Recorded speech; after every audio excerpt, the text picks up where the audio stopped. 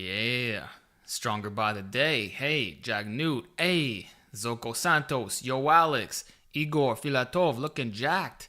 Leonardo. Alex, it's good to see you. Good to see you too. Catstar23. Hi. Zoko finally alive. Derwin, sup. My man Bilal. Hey, Alex. Long time no see. Yeah, we at the buffet right now. Hey, Marco. Hi. Oh my god, I finally caught one live. Yo, man. Good to see you. Hey, bro, what's up? Hey, yo, the Natty God. Happy October Winter Arc. That's right, it is the monthly live stream. Would have done it yesterday, but had some things to take care of. Alex, are you starting the bulk cycle? Yes, but more on that later. Hello, boss. Okay, what's up, brother? Blake Bowser. I appreciate your support. Time to bulk, boys. Josh William, buffet season, baby. Yeah, the vegan buffet. What's up, Alex? I'm sad I wasn't able to watch 405 Bench episode 2. I know, I released it last minute. At least I gave you a little sneak peek, a preview, if you will. If you want to watch the full series moving forward, check out the membership. And actually, I want to talk about that today. Really good to see you, Alex. Looking great and healthy. Thank you very much. I feel amazing. Treating my health the proper way. The join button isn't there. Maybe not because it's a live stream, but on the regular videos, you should be able to click it. The GOAT is back. The best OG YouTube God in the verse. Hey, howdy. I'm expecting to gain 10 pounds of muscle by the end of this live. Well, I'm going to answer all your questions for the next, let's say, 90 minutes to 2 hours. Last time, it was over a 3-hour stream. And although I enjoy doing that, by the end, I'm kind of tired, and I don't feel like I'm giving you the best responses possible. So right now, we're still early, right before your lunch break, probably. I don't know what you guys are up to. But, yeah, let's welcome to exclusive video content. Hell yeah, Igor. I see you. I don't think other guys could see that comment, by the way. Or could they? All right. Much love and respect from Romania. Work from home, gang. Okay. Yeah, working from home is the best. So feel free to work in the background while you listen to me. With that said, let's get into some freaking updates. So, I don't know if you guys can tell, but I don't have my regular light on top of me. It's actually behind me. And what I got as this background is just a retractable screen, which gives you this black look. This is what I've been using for the majority of my videos. But if I were to pull it down, what you would notice is it's a different freaking room. And the reason is I finally moved out of the apartment. After being there for 7 years, bought myself a new house with my girlfriend, of course. 5.5 years together. All this was possible thanks to your support. I grinded my freaking ass off, never gave up on my journey and making the best content for you guys. Slowly saved up over time, and here we are. So it's one of the biggest moments of my life. Things are about to change like crazy. And that's why I haven't been uploading much content here on YouTube. So I apologize for that. I know it's been like one video a week, sometimes every 2 weeks. And I've been trying to do my best with the shorts and the lives and whatever. But I've been real busy. Moving is exhausting. So it's been a lot of back and forth, guys, including the home gym. Like I had to move everything, like reset, like buy new mats, set everything up. Oh, God. It was a nightmare, but it's finally done. We're all settled in. I got my internet the other day. And now I'm going to not only be giving you some really cool live workouts, because why not? I got the freaking space. And I don't have to move these damn lights anymore. But in general, the professional quality is going to level up even more. Yes, I'm still in Canada. The gym's going to blow your mind. I got 14-foot ceilings. So I can do muscle ups, all the calisthenics I want. I can store my barbells vertically. I got space. Sorry about that. It's nice not being in a claustrophobic area. Like I was in a really small room before. Like when I would put the freaking weight plates on my bar, I had to have my back against the wall, like real tight, you know? So now things are going to be fun. I can't wait to show you some really cool B-roll and give you guys a nice tour. So that's the first thing I wanted to mention. Oh my God, congratulations, man. Congrats, bro. Congrats, Alex. A lot of congrats over here. Thank you. How rich you gotta be to get a house in Canada? Well, you just gotta save, man. Like, I basically live a monk mode lifestyle. I don't, like, all I do is buy stuff for this channel. I get cameras, I get nice equipment, electronical stuff, but I save probably 90% of my income naturally without even trying to. So, it took 7 years to save all that money, but here we are. So you can't be a degenerate, Not saying you are, but you gotta know what you value in life. 7 years monk mode and dude bought a house. Yeah, man. And I literally sacrificed my late teens and early 20s. So I started the YouTube channel when I was 17 years old, and I did nothing else but make videos, go to the gym, learn, get out there. Like, it wasn't easy, And I got myself a brand new house to top it off. It's not new. It was built this year, 2024. So, it's just, you got to play your cards right. But I'm not rich, I just save like the way you're supposed to. And I lived a humble life. Elite mindset, hell yeah. And for those who are asking, no, I'm not going to do any financial videos, stuff like that. I'm literally just going to keep it to fitness. And of course, now I can start bringing you some diet content. So I was holding back on that because I want to at least show something in a nice kitchen. You know what I'm saying? Relationship status, AC, 5.5 years, going on 6 real soon. And we bought the house together. All right. So with this house, it also comes with the new workout series that I'll be bringing for you guys, the Road to 405 Bench. Now, I did do this in 2021, but I was significantly fluffier. So 185 pounds, and not the same 185 if I were to get there now. Realistically, that's probably equivalent to a 178 if I were to bulk, which I'm 172 right now, in terms of like the body fat. So, sorry, what am I saying? I'm all messed up right now. What I'm saying is, I'd have to, like, for me to be the same body fat when I was 185, it's another 5 pounds of muscle minimum. So I'd be over 190 to have the same relative strength. Okay, so I'm trying to bench 4 plates in the 170s if possible, or at least 181. Regardless, it'll be a relative strength PR. And then once I reclaim that, which should be quite soon, because I just did a 315 for 8 bench, I'm going to try to go beyond. So 405 is literally just going to be a starting point, and I estimate it to be a quick journey. It's possible I hit it by the end of the year or really early 2025. After that, maybe I could try 425, 440. There's so much potential. But I think if I want to get 4.5 plates, I'm going to have to bulk up probably above 190 pounds. Like if I get 200, I think it's a wrap, But I'm going to build up these tries, focus on my weaknesses, and I'm going to show you the entire journey. So what you guys saw the other day, which was just a preview, episode 2 of the Road to 405 Bench, I'm going to show you all my workouts, probably twice a week. Or if it was a really shit workout, maybe I could not post it, but you're going to get at least 1 workout a week. And it's just for members. And the reason why I'm not making it public is because I did that last time with the Road to Shredded series. And what I notice is it gets a little bit spammy. Like if you go on my YouTube page, the workout videos start to take over the informative content. And I don't like that. And if you put it on unlisted, it's not good for your channel either. It just shows that your views are dropping. So because YouTube's going to mess me up, it's not really good. And plus, it's for a select few who want like advanced level knowledge. Because it's Conjugate, it's not for everybody. And I'm teaching guys literally, like on episode 1, you see me hit 315 for 1, shredded. I'm teaching them how to get from 3 plates to 4 plates. So if you're not like a late intermediate advanced lifter, maybe I would tell you not to join the membership. Like just keeping it 100. This is for guys who are already pretty strong and they want to learn even more, get to a higher level. But you're going to see in real time, week by week, the numbers going up, how I bench 405 exactly to the letter. You can steal my programming yourself. Feel free to do so. It's on you. Or at least learn some lessons or whatever. And I'm going to show you once again, as I've been proving for the last 10 years, that the Conjugate system does work for raw benchers. Pound for pound and absolute, a lot of chain pressing, a lot of JM presses. You're going to see how it's done. So even for lifters who try to hit 365, yeah, 100%.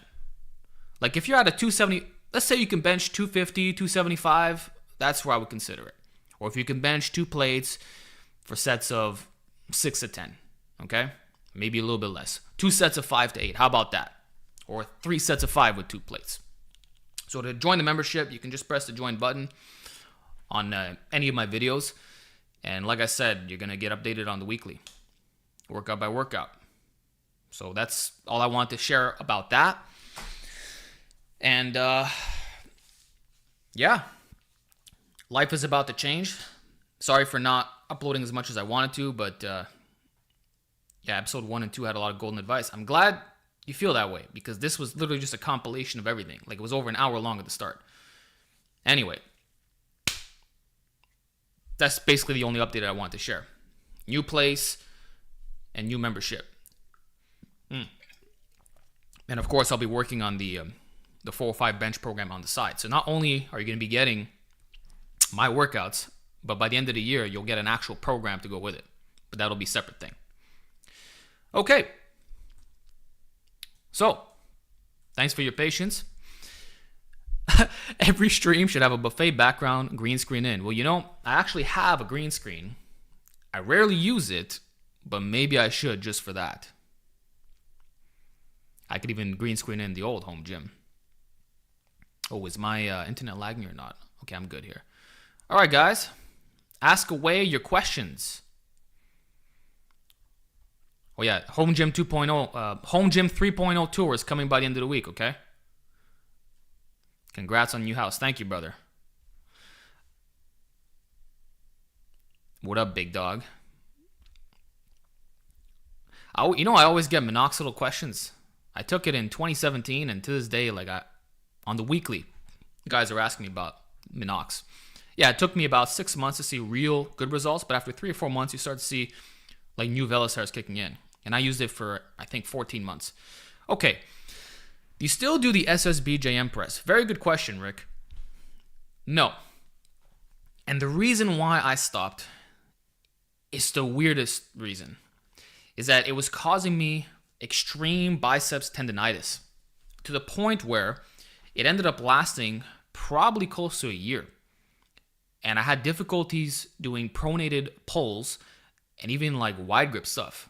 For some reason, that exercise, I guess because you're smashing your forearms into your biceps so hard, right? And it's like machine-like, and then when you bring the arms back, I don't know, it just pulls on it in a weird way. So it specifically, I know it was that exercise that caused me all kinds of problems. So I'm probably not going to do it again, even though it was pretty damn effective for building the tris. I got up to 200 pounds on it.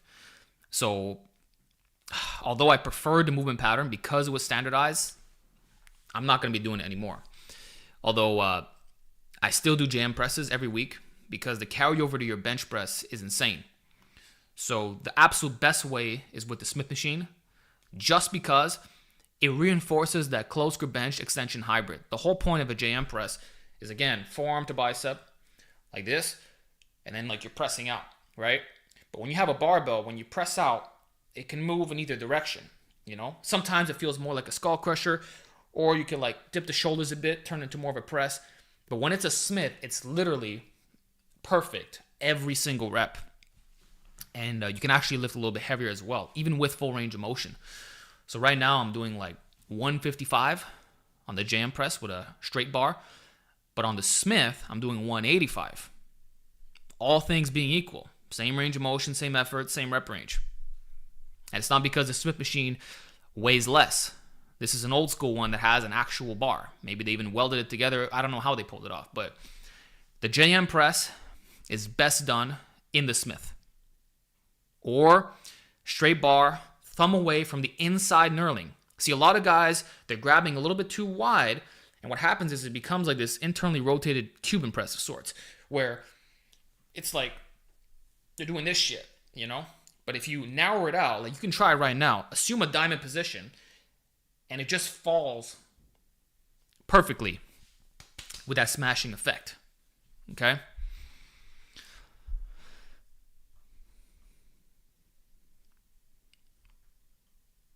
Yeah, it was biceps tendonitis, not triceps. For the triceps, you want to do a lot of band pushdowns. Hey, basement bodybuilding, here for the Smith JM love. Hey, I got into it because of you. Like, when I saw you hitting over 2 plates for reps, I'm like, what the hell? I got to get on this level. So you actually are stronger than me on that lift, easily by 40 pounds. So I'm going to catch up. Hopefully, I can get 18-inch arms as well. I know you got a 6'4" wingspan. Mine is between 5'8" and 5'11". It depends how you measure it. So I have less real estate for growth. But I'm going to do my freaking best, man. But hey, always appreciate you coming into these live streams. My man Landon. Be sure, for guys who don't know, he documented his entire journey. He used to have the same arm size as me. Now he has 18 inches. So check out his Road to 18-inch Arm series. You're going to learn a lot about arm training, and in general, I'm following a similar philosophy. Like, he inspired me.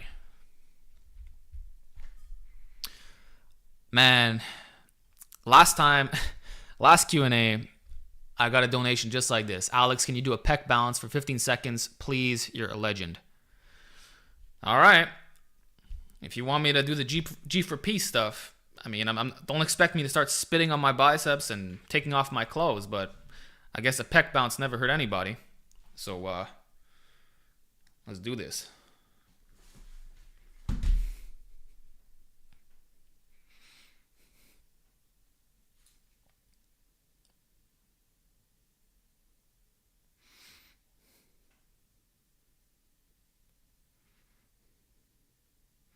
There you go.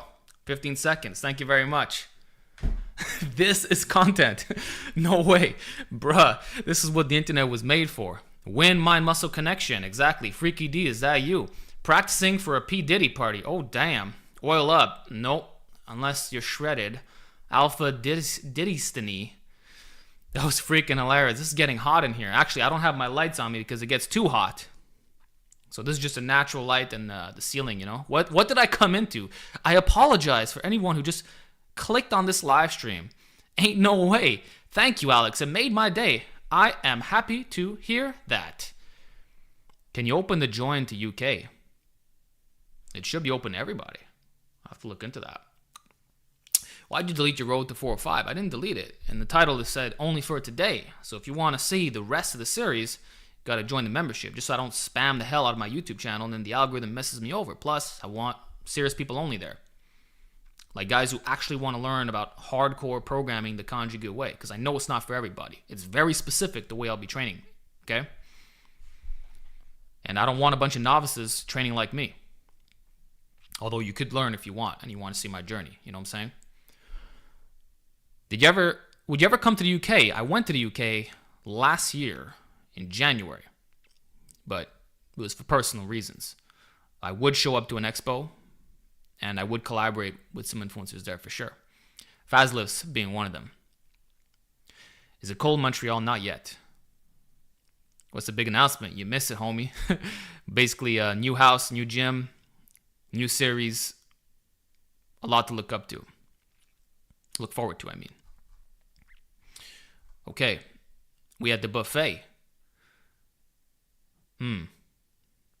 How to get unstuck on the press. Been stuck on 155 for 6. When you say the press, are you talking about the overhead press or the bench press? Because if it's OHB, it's kind of normal to get stuck at 155. Like the moment you hit a plate for reps, expect very slow progress. Like even going from 155 to 160 can take a couple workouts. Like I know that in my case, like if I'm doing sets of 5 with 185, to be able to replicate that with like 200 pounds, it can take months and months, like maybe even the entire year, depending on the situation. So it's just one of those slow exercises. So I wouldn't be too concerned. You know, I mean, you can follow an overhead press specialization program. You can drop some of the horizontal work, maybe replace it for some incline presses. 45 degrees, 60 degrees, the AD press, the shoulder press with dumbbells, mixing in the Swiss bar, doing overhead JM presses instead of flat to get more specificity for overhead tricep strength. There's ways. But you got to up that specificity on the OHB, or else it's not going to budge. It's not going to budge in the way you think, unless you're doing a lot of close grip bench. When will the new home gym tour be up? By the end of the week. Is Conjugate good for bodybuilding? Hell yeah, man. Well, that's basically how I've been training since the summer of 2014. I used to call it concurrent periodization because Conjugate is a form of that. And I had my own little take on it, given the fact that I wasn't doing dynamic effort. And I didn't apply it in a powerlifting context. It was more so for the naturally enhanced physique, or formerly the alpha body, you know, trying to look like an old school bodybuilder. So that's how I've exclusively been training for a decade. Now, sometimes I'll remove the max effort training, but I'm still rotating movements constantly, always addressing my weaknesses. I have a Conjugate thought process, and that's why I'm able to excel at weighted calisthenics and the big three, basically everything, you know. Like, I don't have any weak links at this point. The only thing that's weak, quote unquote, is the fact that my ratios are distorted between upper body strength and lower body. Like, I did a 507 squat, 600 deadlift, but a 405 bench. Eesh. Normally, guys who bench 405 in powerlifting are squatting in the sixes. So that's on me. I didn't want to squat more. I'm happy with my 27-inch legs at 5'5". Although they're not that big now, because I don't squat as heavy anymore, and I'm not 195. So no Conjugate calisthenics. No, Conjugate calisthenics is awesome. If you check out the Road to Shredded series, I documented that. It's basically maxing out on weighted dips and weighted pull-ups. And you change up the variations by adding chains, bands, pauses, tempo work, stuff like that. And then the weighted push-ups feed into the dips, especially off a incline angle. I always get confused with the two. Doing deficit handstand push-ups, front pulls for the lats. That short I made went viral recently. Got over 100,000 views. I thought it was going to be a flop, but I guess people found it cool. By the way, regarding the donations, I would recommend that you minimize them for today. And I will be answering them a little bit later. Because what I like about these Q&As is when it's on the go. Like, we're just going back and forth, live like this. But when there's all these paid questions coming in, it kind of shuts that off. It becomes more private in a sense. And although I really appreciate it, I'm going to reserve that for a little bit later as we start to wrap up. So when I mention that, if you really want to get your question answered, maybe throw it in. But for now, I'm just going through this, okay? You ever had lupini beans? Crazy amount of fiber and protein amounts in them. Very tasty. Yeah, I just bought some last night, actually. The only thing you got to look out for is when you buy them in the jar, there could be a lot of sodium.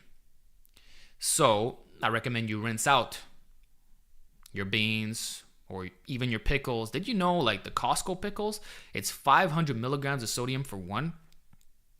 That's absolutely insane.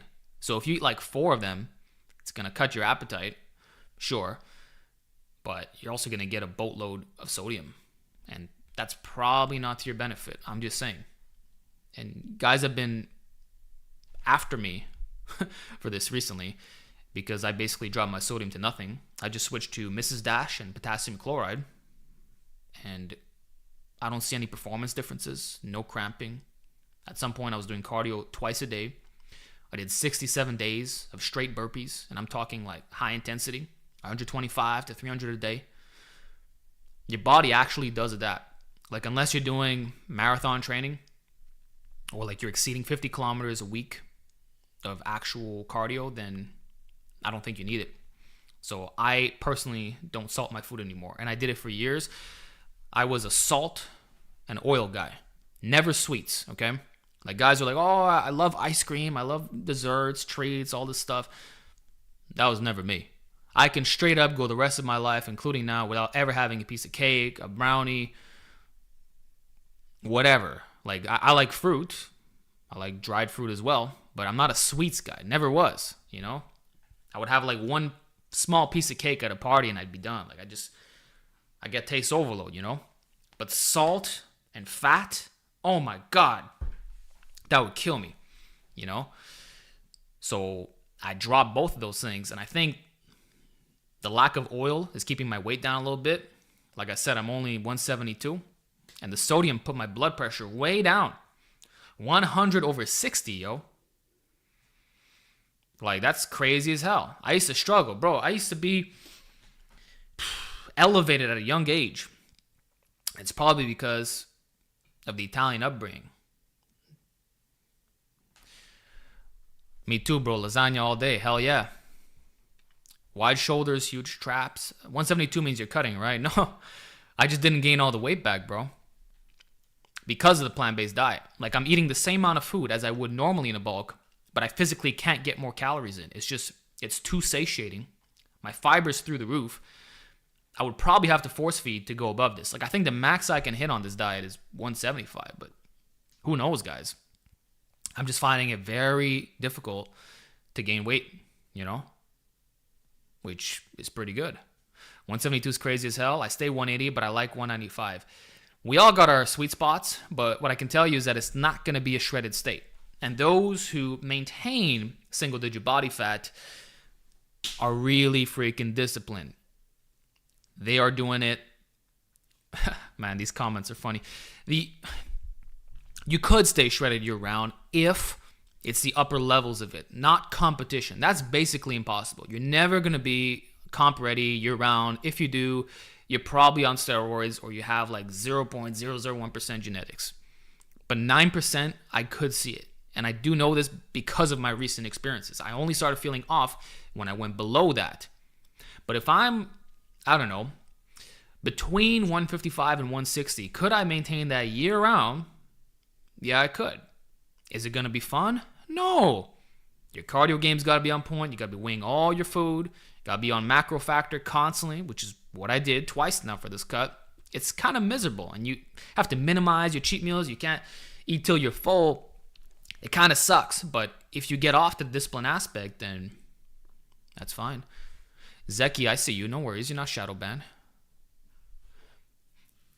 A lot of men who don't work out at all are just genetically very lean. Yeah, but most of them are not shredded. That's the thing.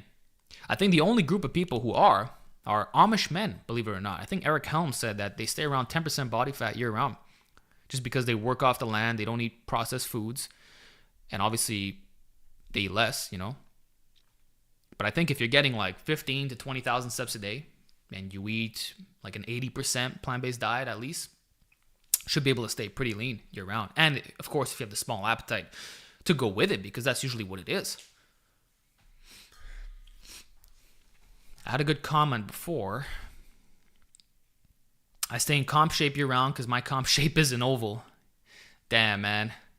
Well, you know what? Comp shape for powerlifting is definitely doable. Welcome to exclusive video content. Thank you, Zach. I appreciate you. I find it funny how when someone joins, that's the message that I see. It's like they're the ones writing it, you know?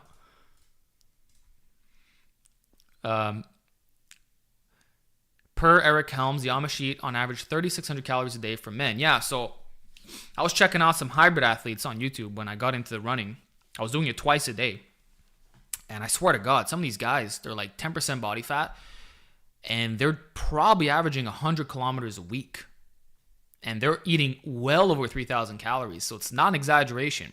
If you work out like an animal, you kind of could out-eat it. So they have a reputation for that, but it's not efficient at all. Like, you're putting in over 10 hours a week just on freaking cardio. That's a process. Like, when I was shredding, I spent more time running than freaking lifting. I keep getting this comment. My man, take clips. Tips for my first powerlifting competition. So, I'm not a powerlifter. I'm not really a specialist when it comes to first competitions or anything that has to do with that world. I'm just not a powerlifter, okay? But I did compete twice in the bench press. And what I can say is, if you run the conjugate system, and again, most people don't, I do in this day and age, your absolute strength is going to be high year round to the point where you can just show up at a meet and hit a new PR. In fact, when I hit my 405 bench, I didn't do a typical peak where I gradually lower the volume, increase the intensity, get hyper specific. I literally, like a week before, I did 315 with 90 chain on the Swiss bar bench press. And then I realized, okay, because this is 405 at the top and the Swiss bar is 30 pounds less than a straight bar, and it's harder, naturally, I should be able to just raw 405 without training for it necessarily. And that was literally, I hadn't maxed out on a flat barbell bench press in 5 or 6 months. So I came in and I got the PR. Now you could say I misgrooved it a little bit. My technique could have been cleaner. Maybe if I would have peaked, I could have gone 410 or something. Doesn't change the fact that I got it. So if you max out every week on variations that are harder or close enough, you can automatically come in and hit a top single on the regular bench, you know. But if you don't want to train in a way that I do, I mean, 3 to 4 weeks peaking, you can look up a generic peaking program and that'll set you right. What I would tell you is don't run something like Smolov because the risk of injury is greatly increased, specifically in the shoulders. Your elbows might not feel good either. So stay away from something that is high risk, high reward. Go for a moderate increase in performance. Like if you can bench 315 without a peak, then with one, maybe you should do 335 tops or 330, you know? So hope that was helpful. Peaking blinders. No idea what you mean by that, except for the show. Alex, are you still using BFR bands? Occasionally on chin-ups. Like if I'm ending a workout and I want to hit a quick burnout on some bodyweight chins, then I'll throw on the BFR bands. You get the craziest pump in your biceps. Or let's say I'm doing some pre-exhaust. So I open up with a barbell curl. Then I hit some dumbbell alternate curls. I'll do my back workout. Then I finish with the BFR chins, you know? Or you could do weighted BFR chins. But do I think it's anything magical? No, it still comes down to motor unit recruitment. It's starving your muscle to the point where you get less reps, but towards the end, you're still grinding. There's still rep slowdown. So in a way, it's just you're getting more or less weight. But what I have noticed with those BFR bands, last time I used it, I got some bruises on my damn biceps. So the pump can be so insane that it just get even tighter.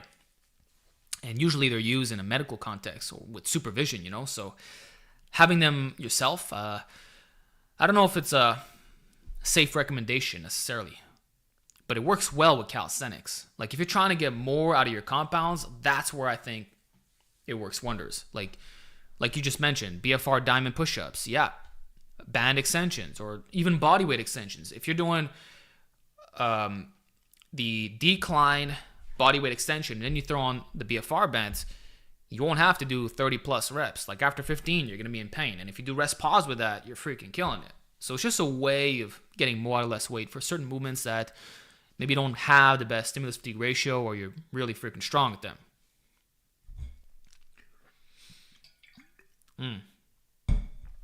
Yo, Alex, where was your bench when you hit a 5-plate weighted dip, a 225 OHB?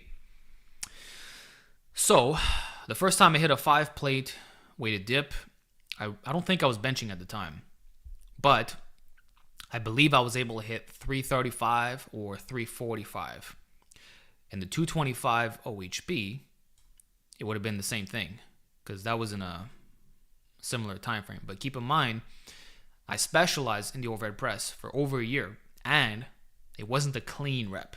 You know the starting strength technique where you flex the hips, kind of jerk it a little bit, and you also do the John Funk, so like you're rebounding like this.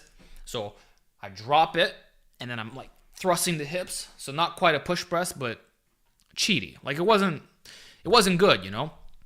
I did the same thing with the behind the neck press with 185. If you look at it, there's a little movement. So I'm not going to claim that it was proper. Maybe I would have been good for 205, 210. And actually, I did do a 205 overhead press at, I think, 163 or 164 body weight. I don't care what anyone says, that rep counts. Well, you saw me do it super strict a couple years later. So yeah, it did count. The strength was there. How do you structure 2 times full body? Well, if you look at my workout playlist, I got a bunch of them that show you how to do that. But that's like more of the naturally enhanced approach. And I don't really train like that anymore, although I do think about it. Especially when you're busy, the full body twice a week comes in clutch. The thing that's so good about it is that it gives you the best recovery out of any other split. Because I'm always saying that you want 72 hours of recovery between sessions, right? And how the nervous system is one unit, and you also want twice a week frequency for the major muscles. Well, with full body, you're ticking all those boxes. So the fatigue is kept to a minimum. And you literally have like 5 days in a week to fully recover. You come in feeling so strong and even itching to train. The only problem with the full body is that the workouts are annihilating. If you train that way, you're going to knock out right after, guys. That's why I used to go to the gym at midnight. I would stay in there late, come back home and freaking crash. So, and especially like it helps if you're doing things like supersets and giant sets just to be more efficient with your time. But if you're going to a gym where it's occupied, like that could be a problem. So even training at home is good. But check out my older workout videos or my naturally enhanced program if you want a specific system. I wonder how many people think you are Arab, especially with the long beard. Well, I've said this before, but when I went to Greece last year, I literally got stopped at the airport. I remember when I had the big beard, before I could even get scanned, guys, they pulled me out. Hey, you, get over here. They're fucking screaming at me. They take my bag, they throw it on the table, they start fucking unzipping it. You know? I was about not to get on. They treated me so horribly that when I got back from that trip, I literally trimmed down the beard. I'm like, fuck this. But I think it was just, even with the last name Leonidas. Well, it's not, they didn't know that. They're just judging me, okay? So think about this, okay? I'm bald with the big beard. I got this all black look going on. The muscles are popping out. I'm bear mode. I got this fucking bag in my hand. And then the military backpack that I always wear, the black one? I got that too on my back. So I'm like this. And I'm walking in with a cold face, with a big beard, just looking like this tough badass. And I guess they judged me based off my appearance. Or maybe they thought I was a bodyguard, or I don't know what they were thinking. But I can only assume that they thought I had bad intentions. So I literally got stopped before I could even get to the main scanning. Which you're not even supposed to do, So yeah, true story. But I thought it was the funniest thing ever. Like I told all my friends about it. I'm glad they freaking stopped me. We thought you were a super soldier that was sent out. But I swear they screamed at me, guys. Getting interrupted by ads. I'm sorry about that. I set it to the non-aggressive version. I had a great question here. Just by the way, if your questions get buried, just keep reposting it.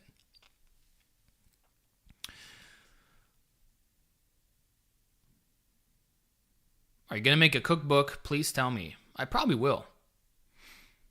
Plant-based dieting exclusively. I'm never going to release recipes that have animal products in there. I'm just saying. My brother has been mistaken by a gangster due to his tick beard. Tick beard? Interesting.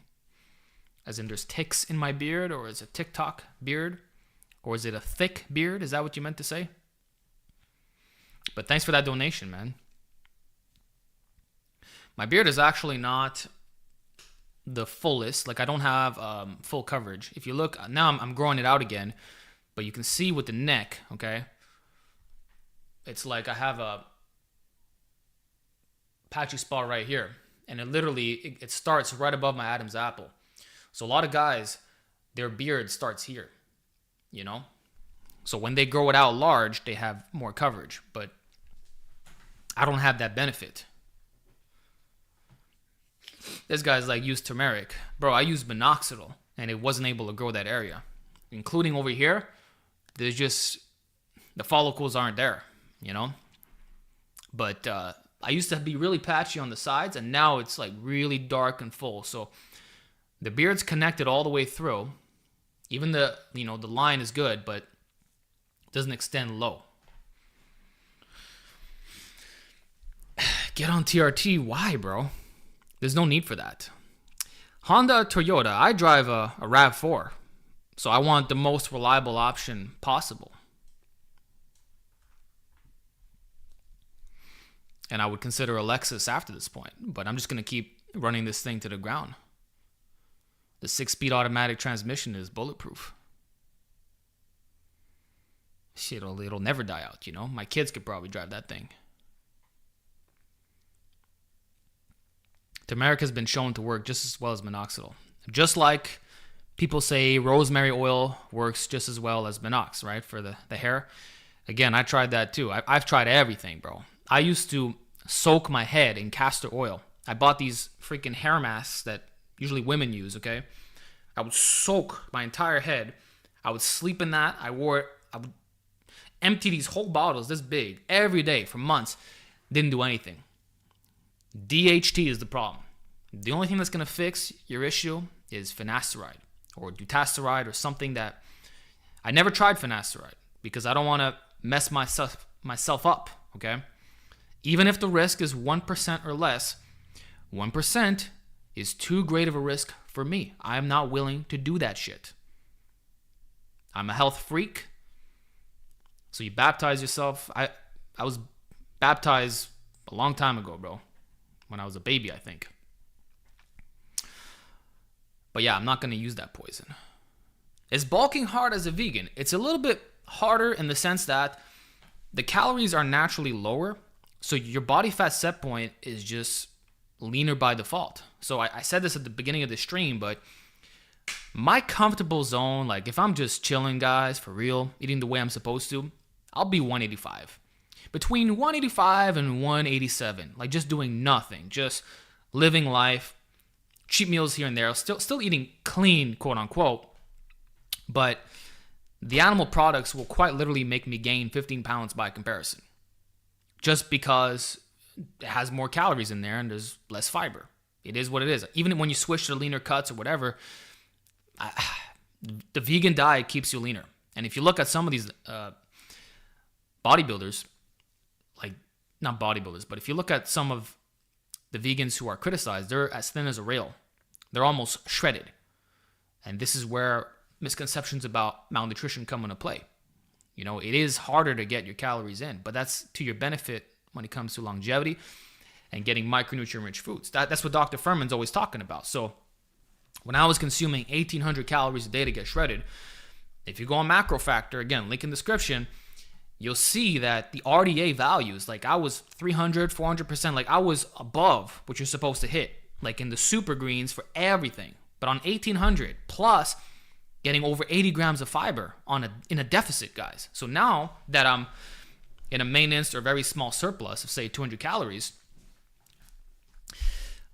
it's like my fiber is probably over 100 grams a day. I haven't calculated it, and my micros are probably like 500% more or something like that. So just off that, it's like your body's getting nourished, and you don't, like, even though you're eating a high volume of food, it's not the same amount of calories. So all things being equal, you end up weighing less.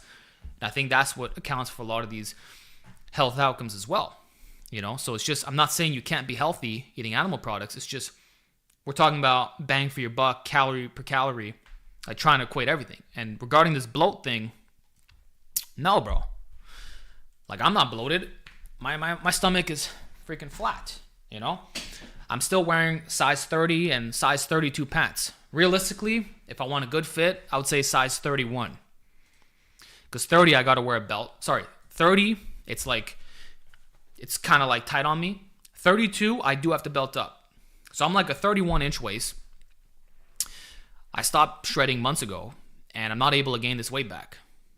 So it works. For the super chat, I'll be answering those questions later. You look 15-ish%, bro. Keep in mind, this is natural lighting. I don't have a pump on right now. That makes a difference. I got the body hair. I haven't been shaving, you know. I might be 15%. It's possible. But I don't really care. Like, I'm in a healthy body fat. This is where I'm supposed to be. I'm not saying that you're going to be shredded or even 10% body fat. I'm just saying it's easier.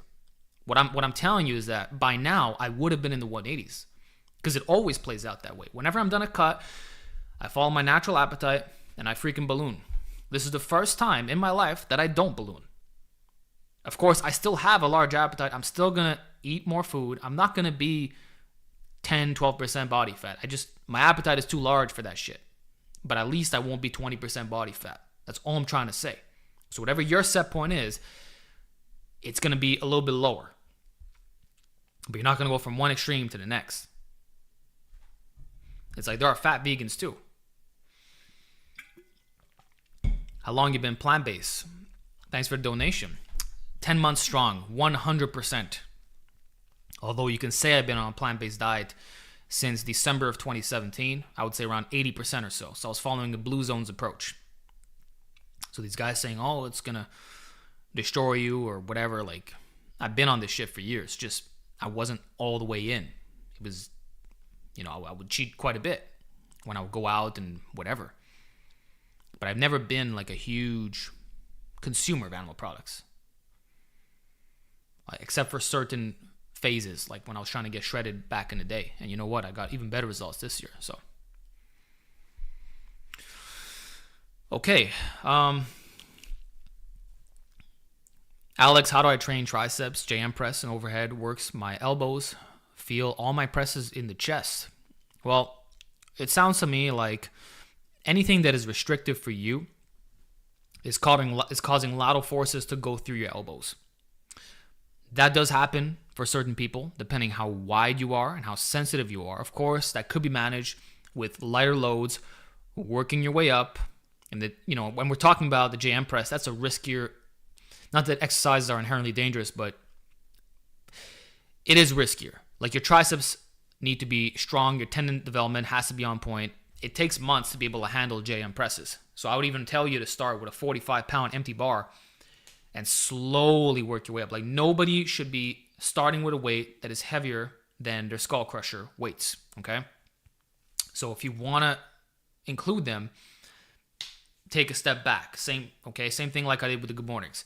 But if you want to just forget about restrictiveness altogether, because you don't have to if we're talking about just hypertrophy, then use cables, bro. I'm talking about dual cable pushdowns or one arm.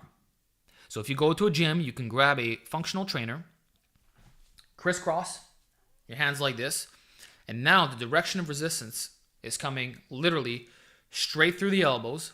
And instead of having this unnatural tuck position because you're trying to line yourself up with the bar, now your elbows can move exactly where they want for your structure, and you're just performing the pure extension function.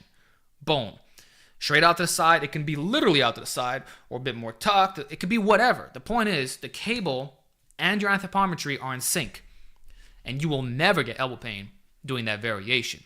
Now, if the functional trainer is unavailable or you feel like a douchebag for grabbing it, I get it. Just do one arm at a time in a regular station. And if you want to double down on this, switch to shortened tricep work. I know there's all this craze about stretch medial hypertrophy and working the length of position, but that could be more stressful on your elbows. No one ever got hurt doing band pushdowns.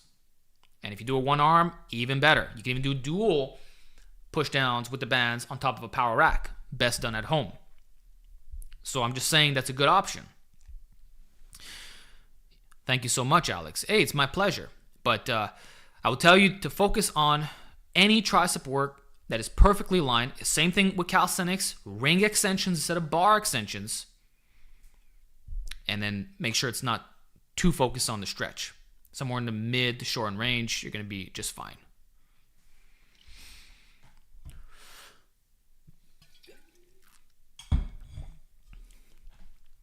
Paul Carter says triceps grow best in the shortened position. Well, the argument is that the triceps have better leverage past the midpoint.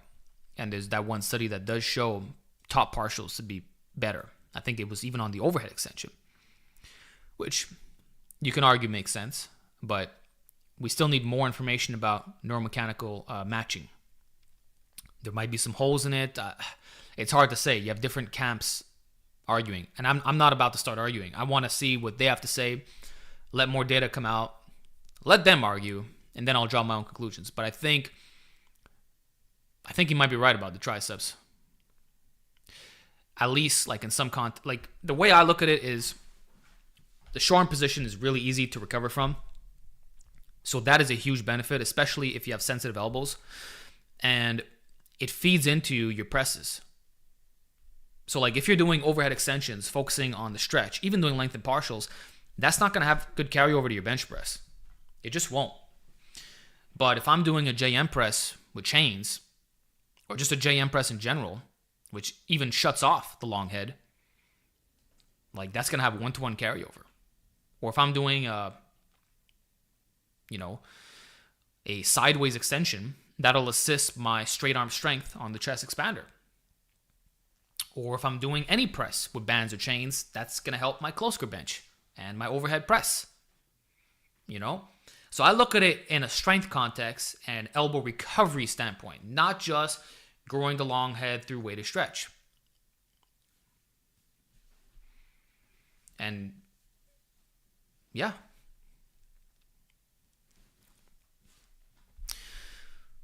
Can double progression be done for life? Yes, it can. In fact, that's probably all you need. Maybe you can use dynamic double progression to account for reps in reserve, so you can auto-regulate your intensity a little bit better, in the sense that you modify the weight each set to have the same proximity to failure. So like this way there's less fatigue buildup on a workout-to-workout basis. But this idea that you need periodization is not true. Maybe in competitive strength athletes, it can help a bit. You'll get like a 5 to 15% edge over the competition, but it's not significant. Some people have described it as voodoo. I don't think it is, but like what I personally use is the Conjugate system for my competition lifts, quote unquote, and then I throw in double progression for my hypertrophy work. And that's all I've ever done over the last 10 years. So I'm going to max out on a bench press or a dip or a pull-up or a squat or a deadlift. And then I'll typically do 3 sets of 10 at 70%, ascending RPE over a 3-week wave, adding 5 pounds a session or 2.5% or so, which will naturally drop the reps in reserve. Then I'll rotate the variation. And that's my periodization, man. Everything that comes after that point, it's addressing weaknesses and trying to get thicker. So that's where double progression comes into play. Sometimes dynamic, if it's an exercise that's just really difficult, like the overhead press, it makes sense, and then I'll do like top sets and back down sets. So, and that's usually going to be for 2 sets as well. Jeffrey Mao, what's up, OG? Congratulations on your new house, bro. Thank you very much. Can't wait to show all you guys some more goodies with that. Are you dropping a calisthenics program? I will. But I've decided to do the 4 or 5 bench program first. Just because that's what I'm working on right now. And the calisthenics program, I want it to be a little bit better. I would like to know which dip belt you use. It's the Spud Inc. medium belt squat belt.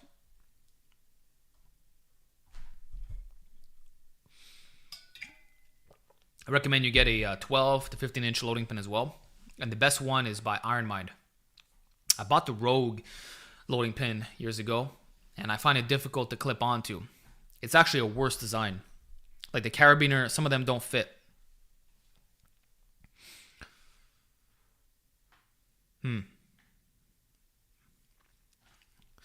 Training for 2.5 years, started your novice program first year, just at 225 on bench and plus 110 pounds neutral at 160, 20% body fat, 225 for reps seems so tough. So thanks a lot, man. Well, dude, your weighted pull-up is really freaking strong. And that you did this, less than 10% body fat. Okay, I didn't see that part. That's impressive, man. Look, anyone who's lean, who's benching 225 for reps, gets my respect.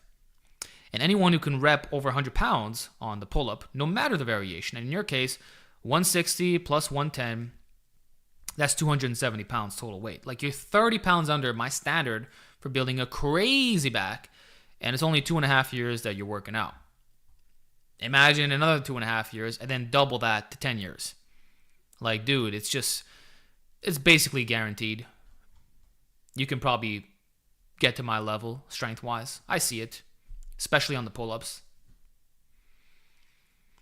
Are you Konstantinos Kyriatsis? Are you Greek? Our love from Greece. I am. Actually, I'm mostly Greek.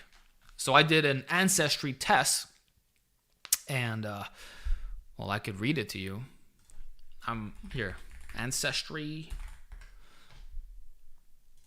Here. Un momento. Ah, fuck. They make you do the 2-step verification. Forget about it. Basically, I'm 37% Italian, and the rest is all Greek. And then I have like 2% from Wales somehow, which I don't know how that got in there. But I'm a Greek and Italian split, but mostly Greek. And my last name is Leonidas, or Leonidas, how you guys say it. So it's not a made-up last name. My full name is Alexander Leonidas. Birth name, not changed. So I don't know, do I come from a Spartan king, or did I have some Greek ancestor who just decided to steal the last name? What do you guys think? Is it fake or not? It's like I knew a guy with the last name Africa. Like, okay, interesting. Are you neurodivergent? As in, do I fall on the spectrum of certain like personality tests? Is that what you're talking about? I do know that I'm not like everybody else. Like, actually, when I was younger, I thought that I maybe had Asperger's syndrome, but I think it's just because I was a gamer, loser, nerd who didn't socially interact with others. So I would game for literally 8 hours a day. And I thought that was a lot back then, but the kids nowadays are doing even beyond that point. So I lacked social awareness, but you know, that's something that you learn over time. And at least when it comes to conversations on the phone, or if I'd be on, it wasn't TeamViewer, it was something else that we used to use back then. Not TeamSpeak, it was something else. Actually, we used to use our cell phones on speaker. When it came to that kind of stuff, or talking about things I was passionate about, it wasn't an issue. But when it came to understanding social cues, I had a difficult time for a number of years.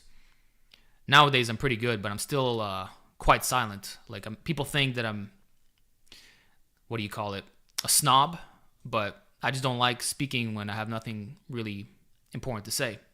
I'm more of an observer. Skype, yes, that's what we used to use. But I'm about 60% introvert, 40% extrovert based off tests that I've done.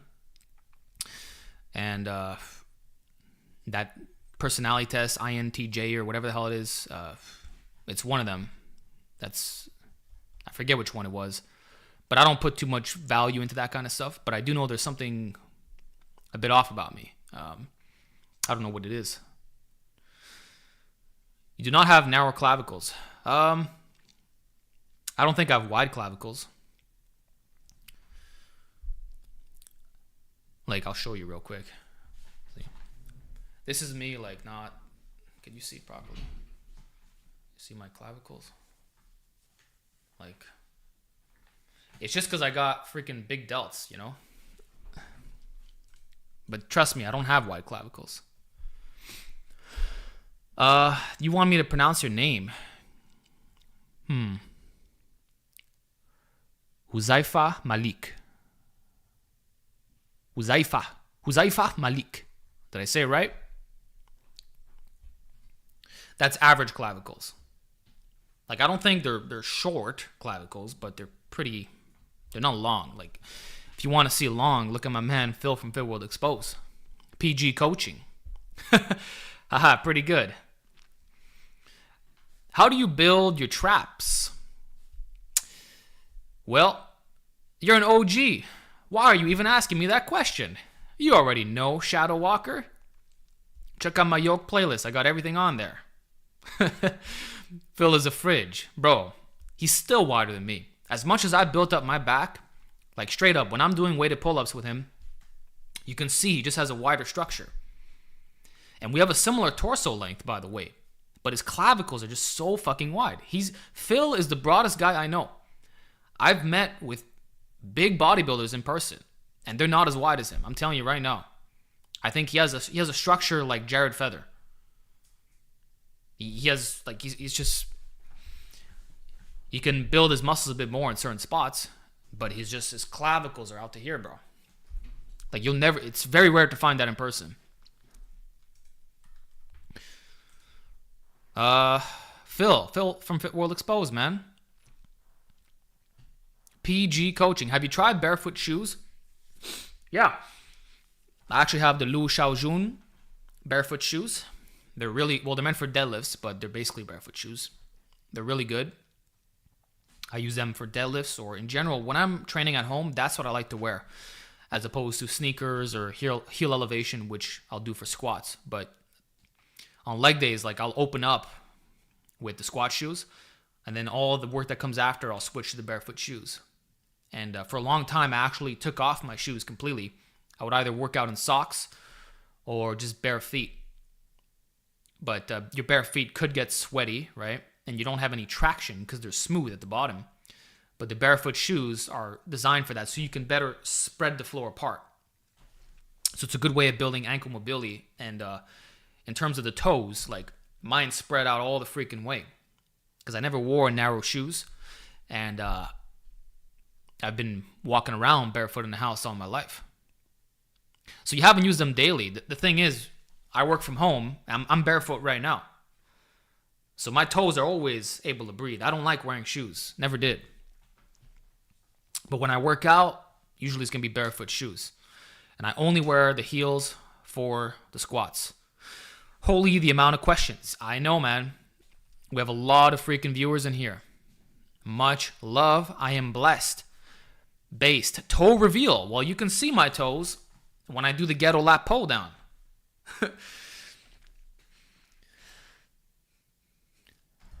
Can we see the toes? You already saw the pec bounce. I'm not going to give you the toes as well.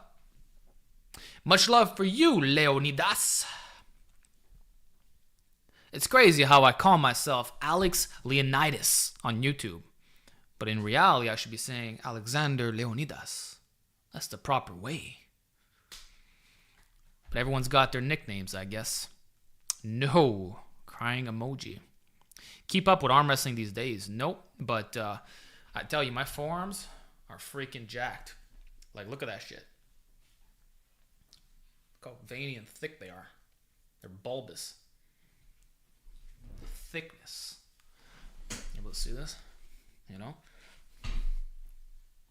Thickness.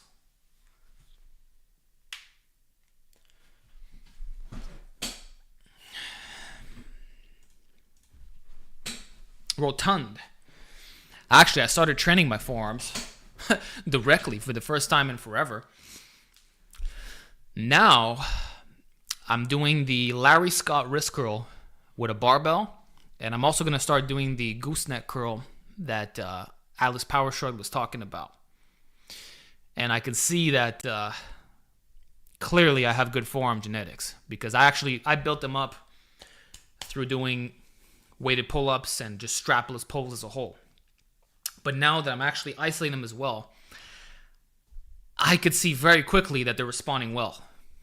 Like, it's almost novice level gains. Like, my forearms are about to get even thicker. Like, if you could see, when I put my hand here, it's just this big round ball of meat, man. Like, it's just, look at that. Like, my wrist is this, bro. Then you got these thick forearms. But that's part of the naturally enhanced philosophy as well. Outer extremities of the body. Building the delts, building the forearms, building the glutes. You want to be coming out.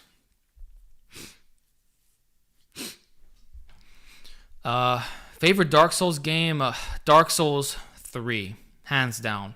But I like Dark Souls 2 as well because it was my first Souls game. I know people didn't like it. Actually, I thought it was cool that you would go from one area, like you'd be in a fire world, and then it'd be like an ice world kind of thing. Like it was just random. Like, what the hell is this?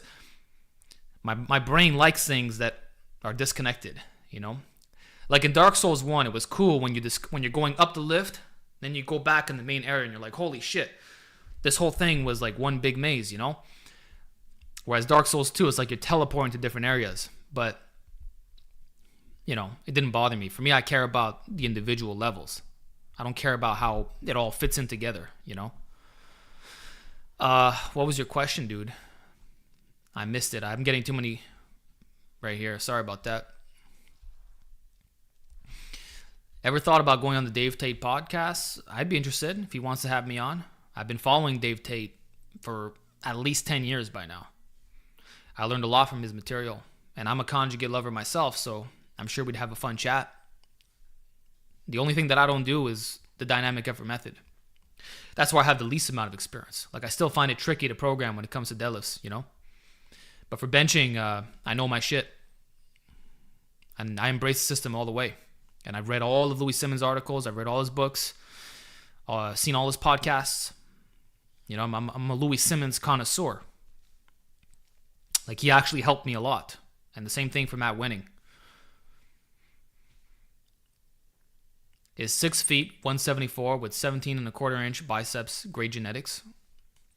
It's, you can say it's average. I don't know. Because the thing is, at 6 feet, you have more real estate for growth. I mean, 17-inch arms, period, is very impressive.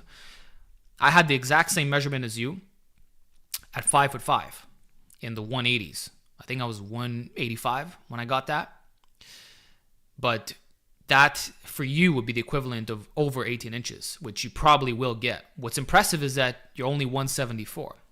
Usually a lot of guys who are 6 feet, assuming they're lean, their starting point is 165, 170. So I don't know how long you've been training, but I would guess that it's probably less than 5 years. And so if you already have 17 and a quarter inches, I would say it's impressive. You know, so I didn't mean to insult you by using the word average. I just mean that for you personally, there's more growth potential. Like you absolutely have the potential to get 18 inches. I can guarantee it. And you will. Like, especially if you gain weight. If you weigh in at 200 pounds, train for another 2 or 3 years, like, you're going to blow right past that. So all you taller guys, many times you complain that you're lanky, that your limbs make you look skinnier, but do you realize that's your biggest benefit? That's your greatest asset on two fronts. One, you're going to have bigger arms, bigger legs as well. And then the other thing, you're getting more of a stretch on all your presses. When you overhead press, the elbow is getting lower. You're not just going to be at 90 degrees. When you bench press, you're getting a maximum weight of stretch on the pecs. There is a barbell that people pay money for. It's called the cambered bar, or the arch nemesis bar. And short guys like myself have to use this damn thing to get the arms low. Or I have to do weighted dips and other variations, okay? Deficit push-ups, all that. You, my tall friend, don't need to do any of that shit. You are a titan by design. Your leverages are worse for displaying performance in a strength context, but for building muscle, it is to your benefit. So you don't have to buy specialty bars, and you don't have to do crazy variations on the rings or whatever. Just do the basics, and that'll be more hypertrophic than what I have to do. So is it a benefit or a curse? You tell me. It's all perspective, right? All right, 16-inch arms, good for under 2 years of lifting. It's excellent. I had 16s after, what, 3, 4 years of lifting, something like that. So you're on the right track. Actually, what happened was I got to 15 or 15 and a half inches pretty quickly. And then to get that extra half inch, it took like a long time. Probably because the training was so awful. So, yeah, you notice the gain slowed down after a certain point. I find like if you're short, 16 inches is really freaking jacked. It's hard to blow past it, guys. I'm stuck on 16 inches. I'm 40 years old, though. Could have bad arm genetics, man. You know, sometimes you try everything and it just doesn't budge. Like I can see that arms are not my best body part still, even though I've worked so hard on them. Like, I think getting 18 inches is going to be a hell of a challenge. Like, if I ever do it, I'm probably going to have to be bulked up again. And, like, even now, I'm somewhere in the 16 range. I haven't measured in a while, but I would say it's probably 16 and a half or a little bit beyond or a little bit less. I don't know. I did have 16s when I was shredded, though, so that's pretty good. But for some reason, I don't store as much fat in the arms anymore. I don't know what the hell happened. Call me crazy, but after I got shredded, I feel like my body fat distribution almost changed in a way. Or maybe it's because I just got my arms so jacked that the fat distributes to a larger surface area. I don't know. But they look a little bit leaner. Or maybe I have less bloat. I couldn't tell you. I don't want to go bro science mode on you. I curl 65-pound dumbbells too. I don't know.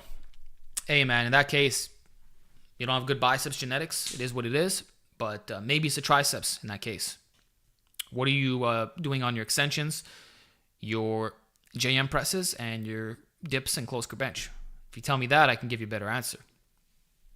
Huge shoulders, bro. Thank you, brother. Guys thought I was insane for not being a lateral raise fanatic, but I'm not even flexing. You see the delts. This is zero flexing whatsoever. Okay? And if I flex, like they're capped, they're round, you know? I credit overhead pressing to that. OHP max, 225 standing, 245 times 2 seated, and 100-pound shoulder press for 5 repetitions. Full range of motion, dumbbells touching my shoulders. I've also done 15 deficit handstand push-ups. And I do Lou raises with the 25s for 12 to 15 reps for regular sets. I do 45 and 50-pound power raises with dumbbells. I got a question about lifelong veganism. Lifelong vegan, 6'1", 152 beginner. Do I bulk? How? Yeah, you probably should. 6'1", 152, you're probably like 10% body fat. Like really freaking lean. Just by gaining fat, you're going to see those numbers climb up. Now, in your case, I mean, you're doing it in a healthful way, clearly. I'm not going to tell you to eat processed foods, but definitely consider oiling your food and maybe force feeding a little bit and introducing some liquid meals. Like wherever you can add calories, the opposite approach of eating for longevity, quote unquote, that's what I recommend in this context. But the thing is, you're also a beginner, so it could be that you not even doing much with the diet, just training hard, your appetite will go up.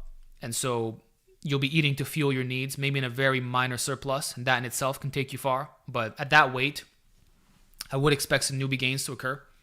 I can see you comfortably hitting 170 pounds with minimal effort in the gym and with your diet. But to really go beyond that point, given your height, you're going to have to introduce some strategies that maybe make your diet a little bit less healthy, or at least less efficient from a calorie bang for your buck perspective. But my best advice on that, man, is just to oil all your food and have more liquid meals, 100%. Brother, check out Orthodoxy. I love your channel. Yeah, probably not going to do that. You know, I'm not Greek Orthodox. My family is, but not me. On the Greek side. Would you ever compete in a streetlifting competition once it got bigger in North America? They are starting in the US now. Andy, I would. The problem is I live in Canada, and from what I could see, there's no streetlifting competitions. But if there was one in Montreal, I'd be on that shit next week. Because in competition, what can I realistically hit? Probably a 250-pound dip and maybe a 190-pound pull-up. Then if I come in with a 500 squat, like you're pretty set. But I would personally be a streetlifter who only does the upper body stuff. Weighted muscle ups, I haven't had the opportunity to train that, but now that I got these high ceilings to work with, that's something I can mix in. But just off the pull-ups and dips, we're talking minimum 4 plates on the pull-up and minimum 5.5 plates on the dip. That's realistic for me. And I believe that Like in the States, I think that already qualifies me as a champion. If I do that at 165 or 181 kind of thing. Because that's what my man Mechanimal did. He hit similar numbers. So I know there's potential there. I would do really well in streetlifting. Not on the level of these Russian guys, but at least in North America, like, I'm actually up there, considering. I think it's just my dip that's not comparable, you know what I'm saying? Like, the elites are dipping over 300 pounds. So I have to get on that level. But my pull-up game is not too bad. If I can get it to, like, 5 plates, then we're going to be good. Weighted muscle-ups at comp form are so humbling. I got to get into them. I've never actually trained weighted muscle-ups. I've always done it body weight for higher reps. But I've always done it with the bar, never the rings.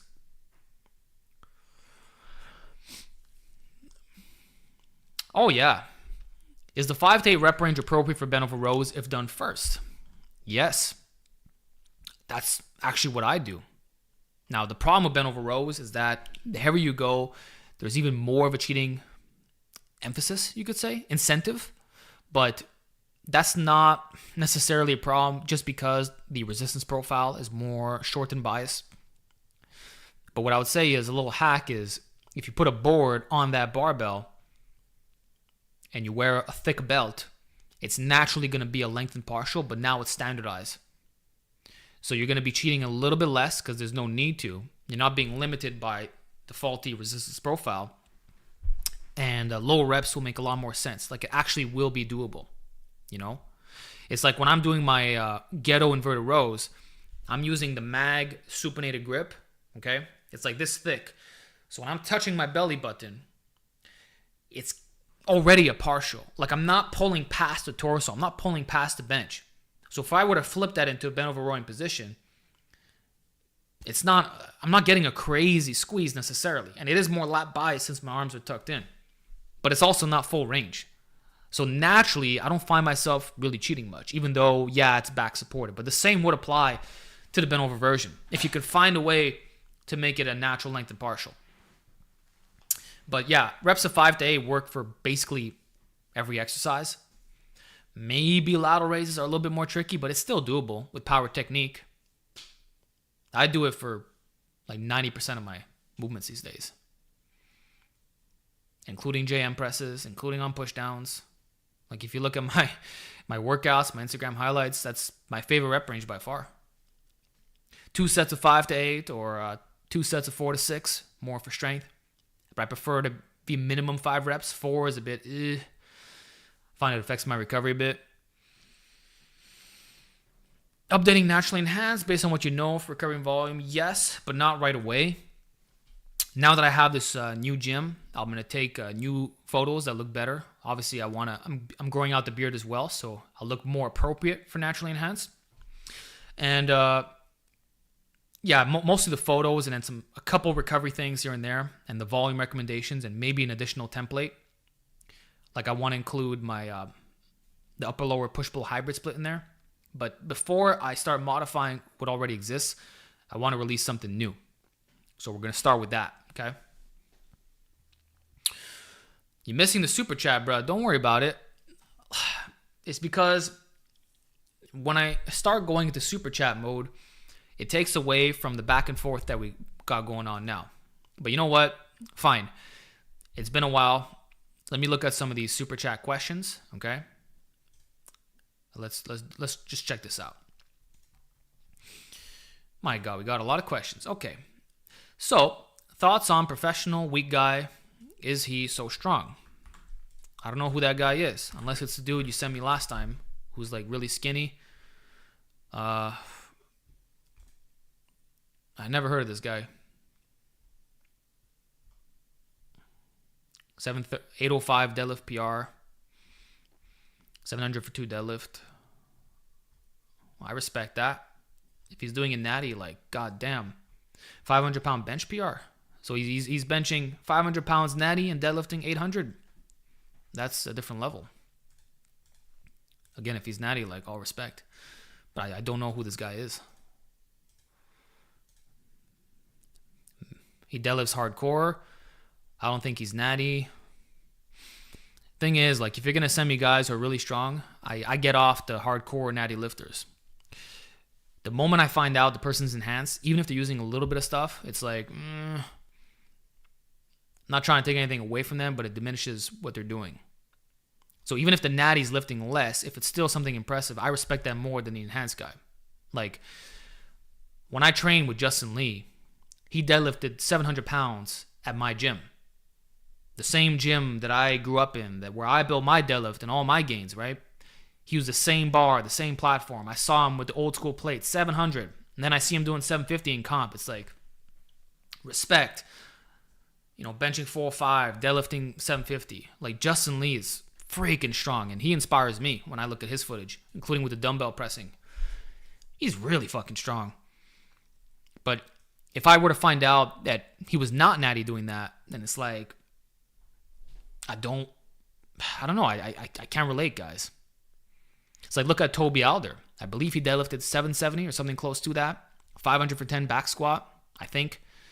Like, freaky stuff, I respect that.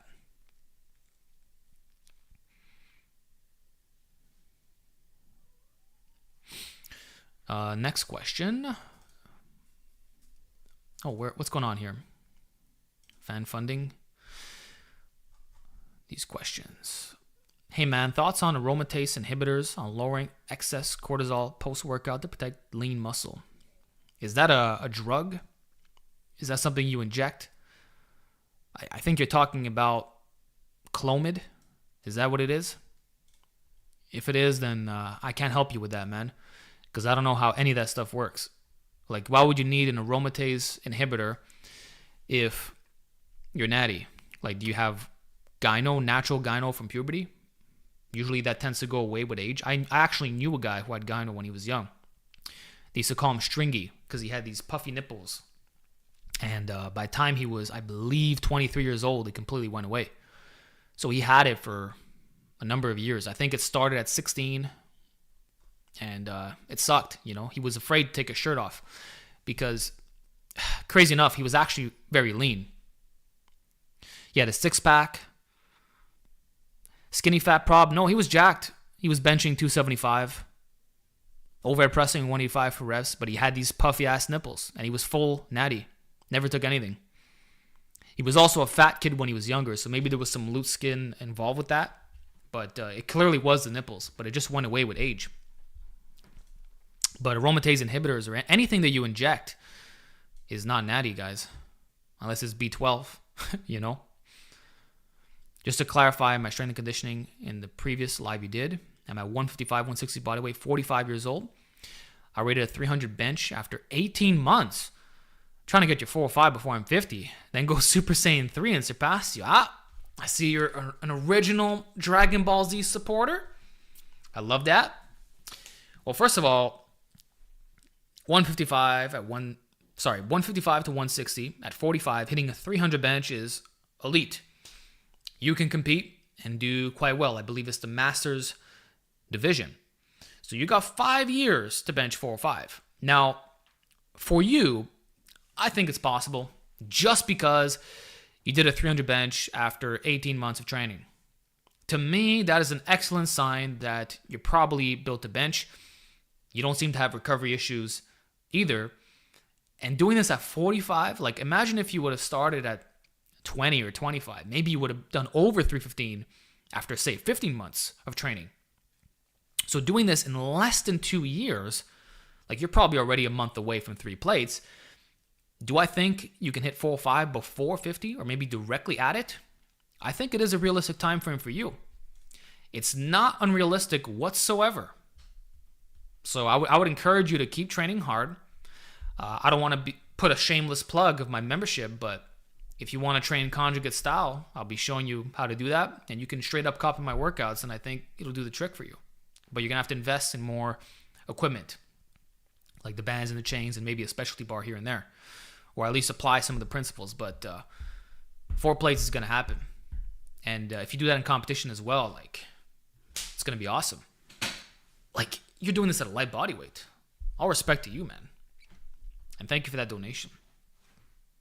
Do you still recommend strong lifts 5x5? I'd probably recommend my novice program instead. Or if you're going to run strong lifts, do 3 sets of 5 instead of 5x5. Or 3 sets of 4 to 6 See, I was ahead of that shit. I released a novice program, I think it was 2014 or 2015. God, my memory's getting hazy. It's been so long. But I knew that the 4 to 6 rep range made more sense than just saying 5 by 5. And now, this is what science guys are recommending. Because it comes down to motor unit recruitment. And even Jeff Nipper made a video saying the true hypertrophy rep range is 5 to 35. 4 to 35, not 5 to 30. And I actually believe it's even higher, provided that you have the work capacity to handle it. Is it me or is this getting really dark in here? 1 second, let me change the exposure without moving the camera. I put auto ISO at 800. Does the quality look bad here or no? I also got the cool lights on the side, but I'm not going to put that on yet. Looking thick. Thanks, brother. I'm thick and decently lean. Like, you can see the delts. Like, I'm not fat. You know what I'm saying? By the way, I've been getting mosquito bites. I don't have pimples, okay? Looking shiny. Just an overhead light. I don't have my typical light on me. You look juicy. Thank you very much. Fan funding.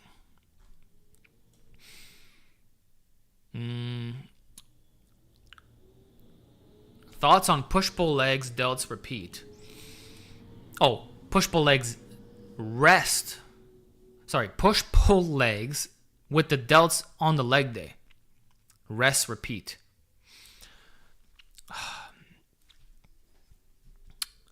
The thing is, when you do the leg day, there's a lot of overlap going on here, okay? First of all, when you do the pull day, you might include some rear delt work. A lot of guys do that. Or in general, when you're doing a lot of rowing movements, that hits the rear delts. So, if you then hit deltoids the next day, they're going to be slightly under-recovered, which can affect you on your chest expander movements if you can do that. And also, the chest expander hits the upper back. Or if you're doing a reverse pec deck, same kind of deal, right? But besides from nitpicking, if I'm talking about the front delts, the problem is the following. Push-pull legs, that means you got 48 hours recovery when you're hitting your legs and delts. And if you're doing that at a high frequency, I don't think you're going to have the recovery to handle it. Because in my experience, you need at least 72 hours of recovery from the push day, unless you drop your volume to F all. So I'm personally not a fan of that. If you're going to do, you're basically training presses every 48 hours. Like, your risk of overuse goes up, you know? Like, it's as if when guys do chest and back on one day, then they do shoulders and arms the next. How are you able to handle that? Like, you must be kind of weak. Because my front delts, like, I worked out the other day. I didn't even do overhead pressing. I just did flat benching and the chest crusher. And my freaking delts are sore right here. I didn't do any front delt work. And I know that the next time I'm able to train them, it's either going to be, like, it's going to take me 72 hours. And sometimes even 96. But this is going to take 72 because I didn't overhead press.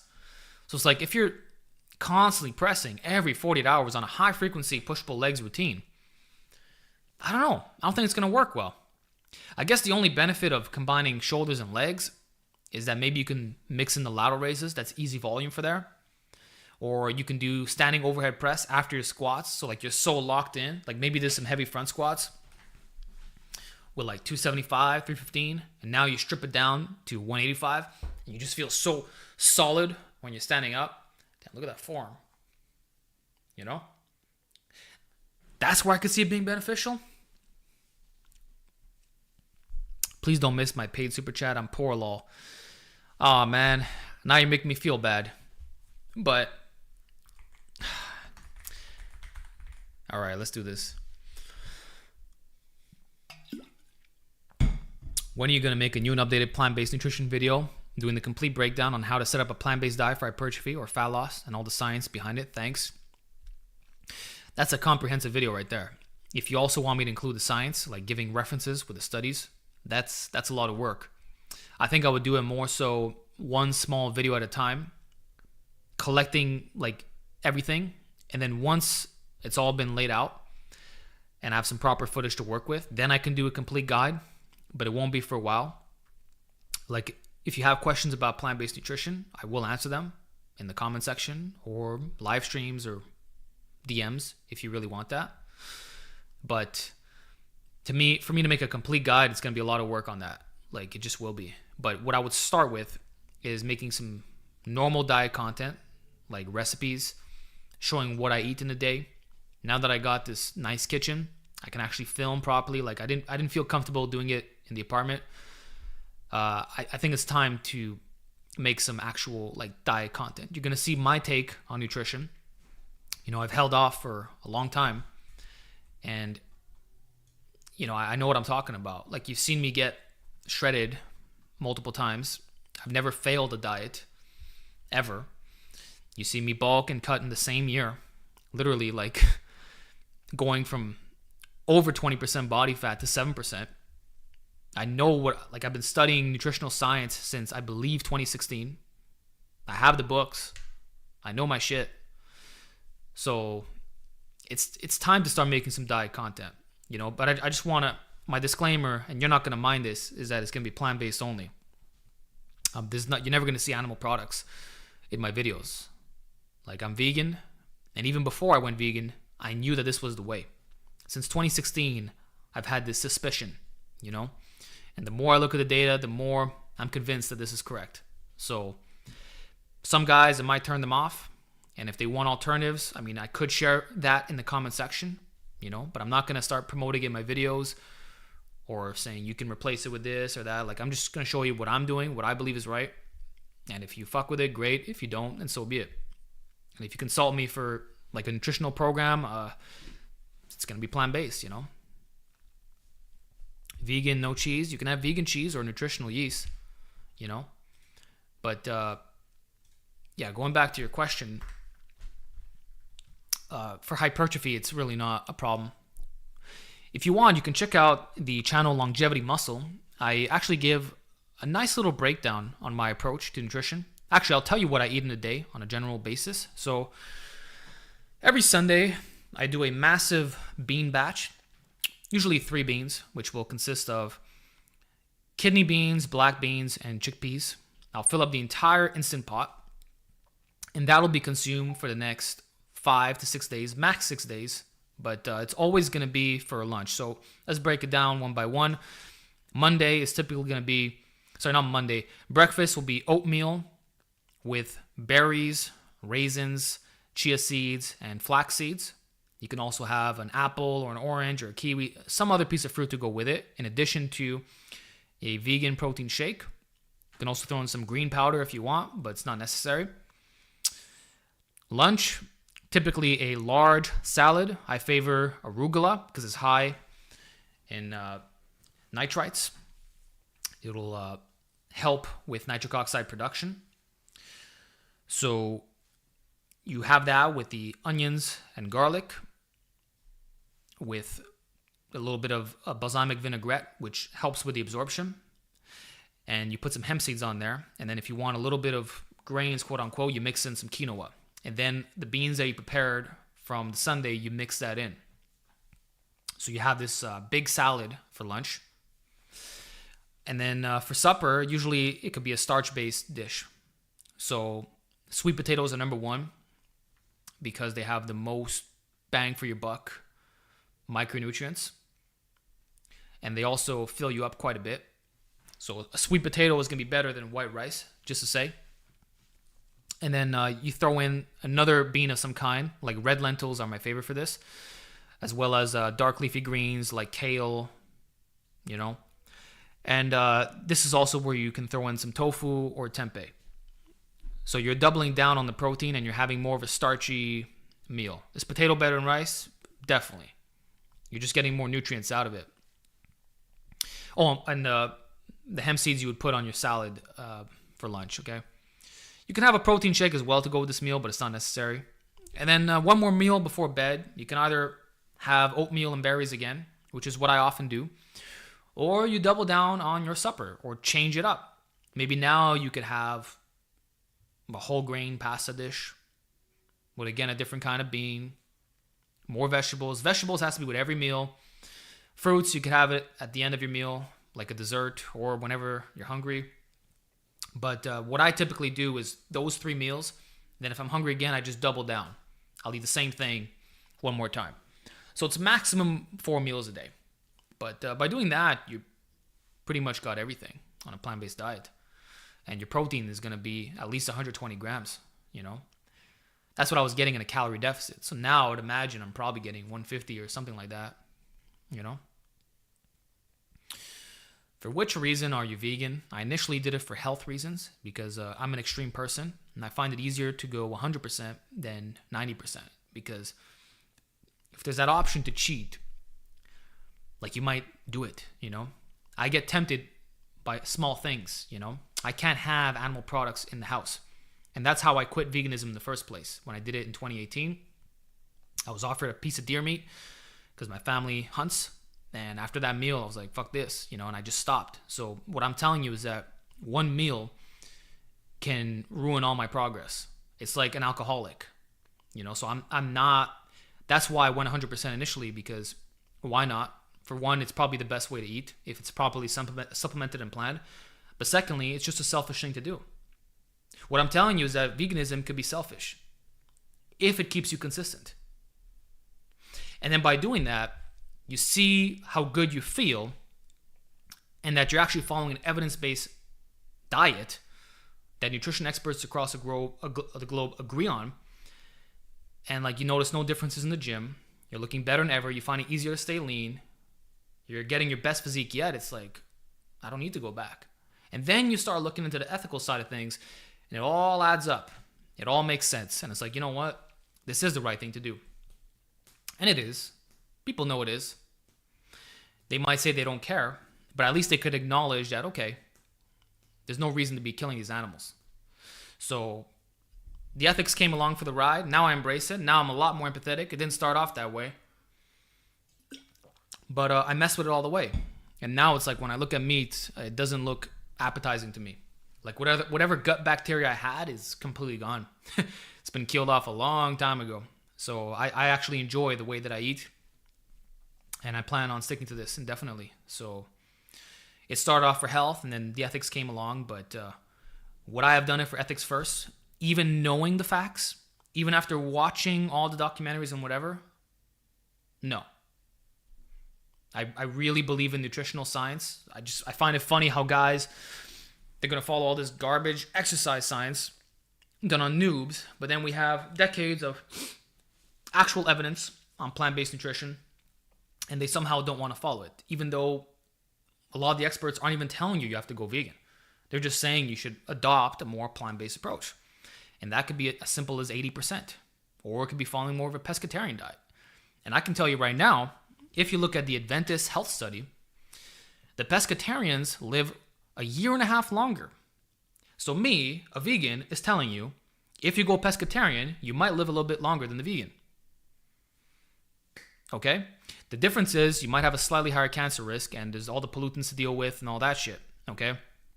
What I would say is if you're a vegan supplementing with omega-3s, in this case, an algae-based supplement, like you properly plan it, that probably does beat the pescatarian diet by a little bit. So they're very comparable. But what I'll tell you is if you follow a plant-based diet with fish twice a week, 4 to 6 ounces, you're not going to have any problems. And if you consume bivalves, you're probably good as well. The thing with that, though, again, the bottom feeders, you're getting some freaking pollutants, you know. Here's what I would tell you, okay? If I weren't a vegan, I would always do minimum 80% plant-based. Low saturated fat, I would do 0% Greek yogurt, skim milk. Of course, no coconut stuff either. I would try to be as evidence-based as possible. And I would not consume any fatty cuts of meat. I would go plant-based and I would consume only game meat because there's also an ethical implication. I don't want to be supporting factory farming, okay? So it would be 80% plant-based, fish twice a week, probably being salmon, and then occasional game meat on holidays and stuff like that, probably deer, okay?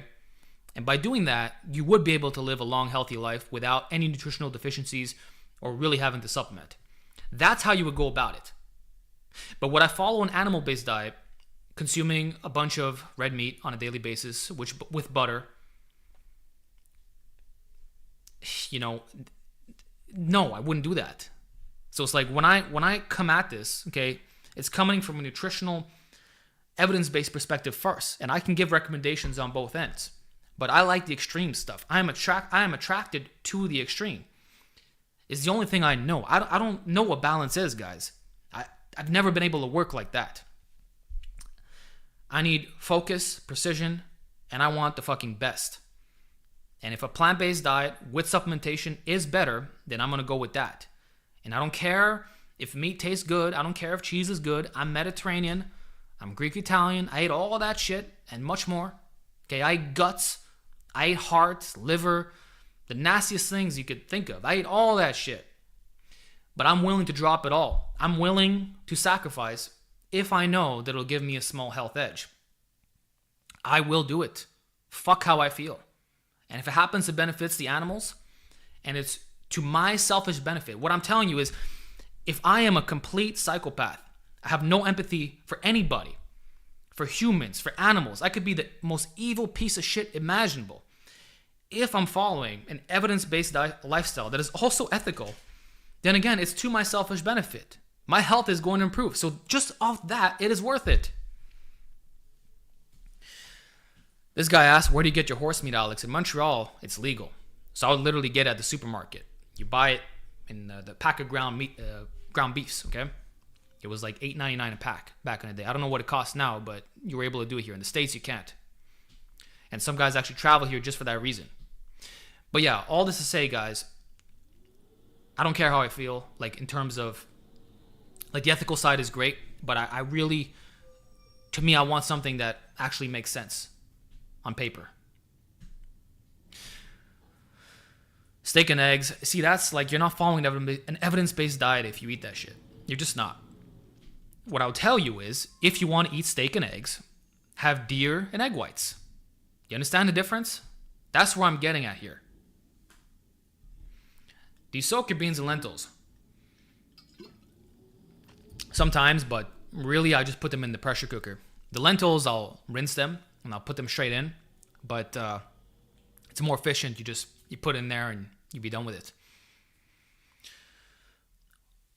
Whole eggs has all the nutrients though. Have you guys ever put eggs in Chronometer and see what's actually in there?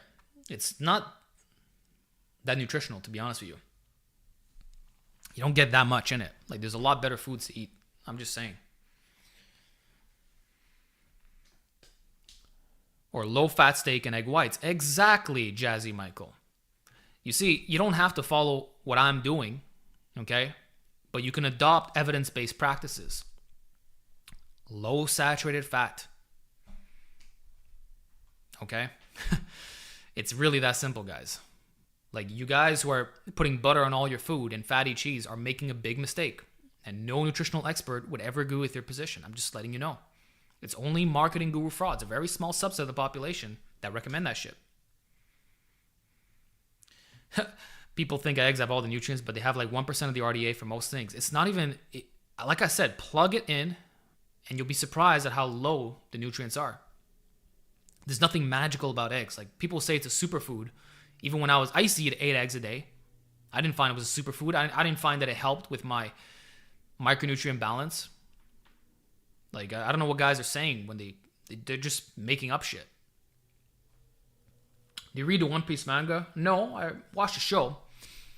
And I'm in the final arc right now, but I haven't watched One Piece in months. I'm getting kind of bored with it, to be honest. Okay. Zinc magnesium supplement. Magnesium can potentially help with sleep. And zinc is actually harder to get than you would expect. Unless you're consuming a lot of nuts and seeds, which will jack up your calories a bit. I don't think there's anything wrong with supplementing with zinc.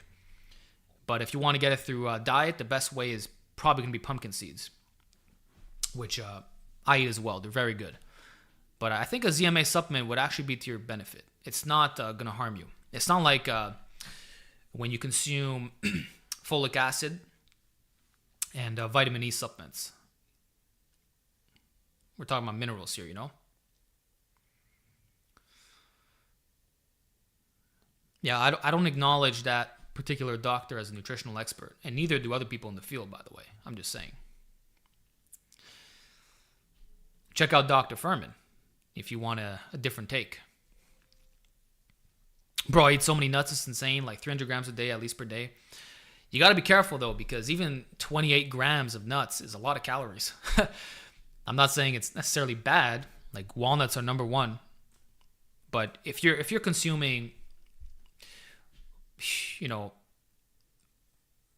a little bit less than a cup of nuts a day with a tablespoon of flaxseed, a tablespoon of chia seeds, and a tablespoon of hemp seeds, you pretty much have all the fat that you need. And maybe you can throw in a tablespoon of olive oil if you really want to, but like 300 grams of nuts is a lot.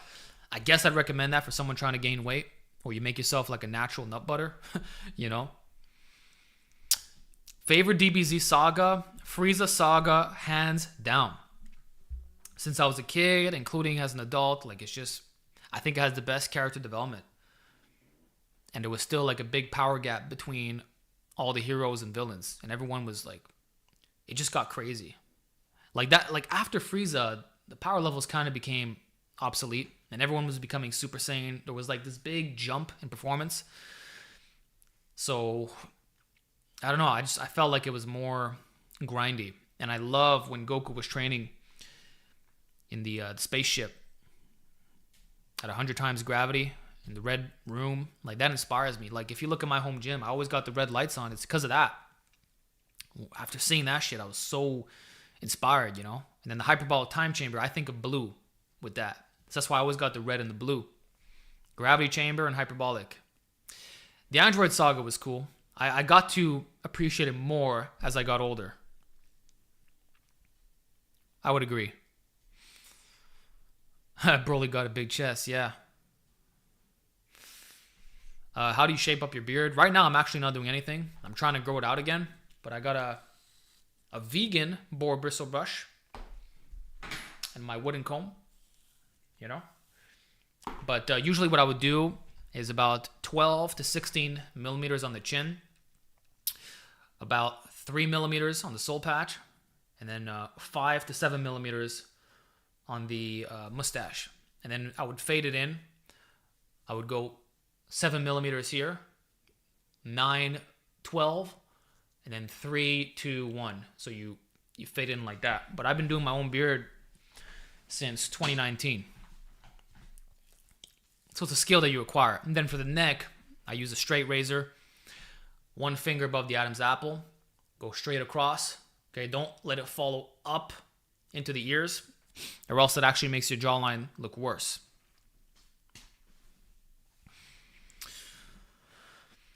Okay. Is soy milk garbage? Actually, no. Soy milk is the best milk you can consume. Like, I used to be a big oat milk guy, and I stopped buying that. Now I just get soy milk. I get it from Costco, the Kirkland brand. It's by far the best. Lowers your risk of breast and prostate cancer. So it's good for men and women. And I also use it in my sauces. So whenever I want to make a rosé sauce, which I actually did last night, I'll add soy milk. Actually, last night I did canned tomatoes, again from Costco, with soy milk, dates, about 10 of them, with garlic and onion, texturized vegetable protein, and mushrooms with the soy milk. And then I seasoned it with some Provence, parsley, oregano, basil, pepper, with some gnocchis, basil flavor. That's a meal. With some fire roasted vegetables on the sides, with some black beans. Yeah.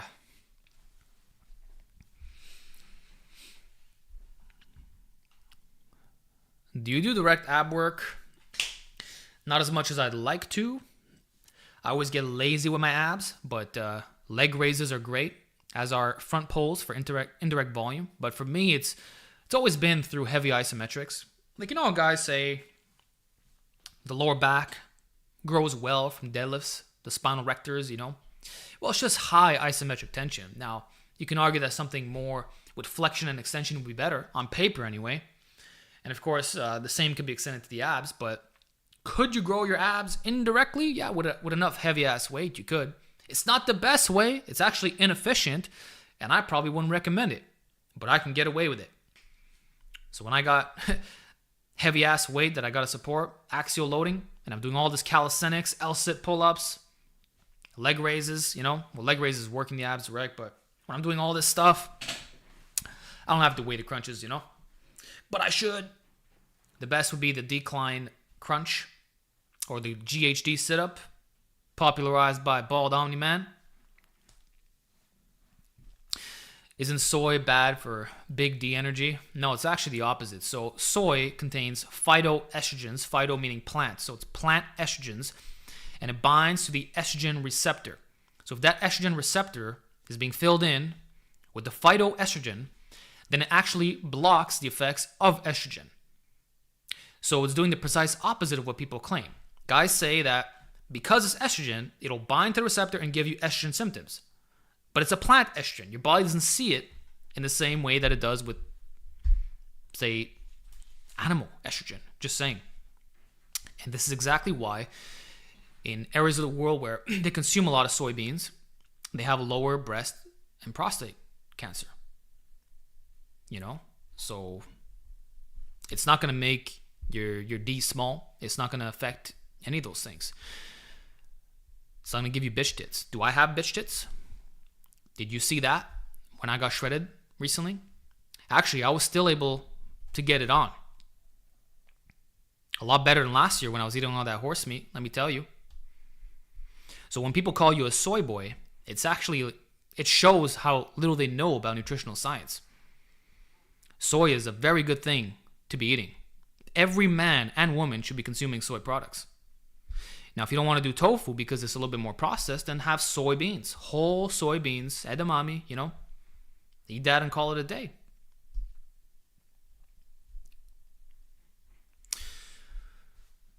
What do you eat for your calcium? Just dark leafy greens, man. And you don't need as much calcium as the dairy industry likes you to believe. And actually, the countries in the world that consume the most amount of dairy have the greatest bone fracture rates. Alex sold out to Big Soy. I'm not sponsored by anybody. Favorite Zelda game? Probably Twilight Princess. I would rate it like this. Twilight Princess, Majora's Mask, Wind Waker, Ocarina of Time, and then actually Link's Awakening really surprised me. I played that a couple years ago on the Switch.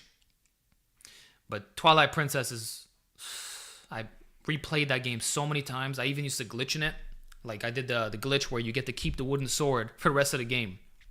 It was so stupid, but you have to when you go wolf mode for the first time, you're able to jump over the little goon guy near that wall where Midna pulls you back, you know, and I spent all day trying to get through that wall, and I actually did. So I would do these stupid things, for no reason. What's the benefit of having this wooden sword, you know? It's worse. It does half the damage, but you can actually do the whole game with it. So I would always try to exploit it. And, man, I beat it so many times I forgot. I love Twilight Princess. Majora's Mask was just dark. You know, Wind Waker, I love the exploration aspect. It's more of a sandbox, not a true open world, which I prefer over, say, Breath of the Wild, which is really open. I'm not really a fan of open world games, you know. Oh, Tears of the Kingdom is a lot better than Breath of the Wild. I actually didn't finish it yet. I'm only at the second temple. I've been wanting to play it for the last couple months. You know? But I don't have freaking time, guys. I've been waiting for months and months. I can't. I got shit to do, you know? But I was so impressed with Tears of the Kingdom. All the problems with Breath of the Wild, they fixed. So I saw that right away, and it actually got me absorbed, you know? They gave off really good vibes. So I can't wait to finish it, but it's been way too long. It's just sitting there. Man. Can you go over my super chat? I really need the help. Yeah. I got you. Sorry, I'm getting some spam stuff here. Saif. Where's your super chat? Saif. Doesn't even exist. 1 second. Saif. Hey Alex, I've been out of the gym for 2+ years and getting back into it. Should I train as a beginner, and how do I strengthen my tendons and ligaments? You should train as a beginner because you probably are, right? If you've been out of the gym for 2 whole years, you likely lost the majority of your muscle. I'm sorry, it sucks, it's unfortunate, but that's like really pushing your luck. So I doubt you're lifting anything crazy. You're probably lifting novice numbers. And even if you weren't, I would still recommend you run a novice program. So you can use mine or any that you find on the internet. They will all do the same trick. But know that it's not going to be the same duration. So it might have taken you a year or 2 to hit the standards. It's probably going to take 6 months at the most. So you can half the time frame, or even it's at least going to be 50 to 70% faster. So you're going to get your gains like this, okay? Get ready. It's going to be amazing. And so will your tendons and ligaments strengthen at a good rate. So I wouldn't really focus on that too much.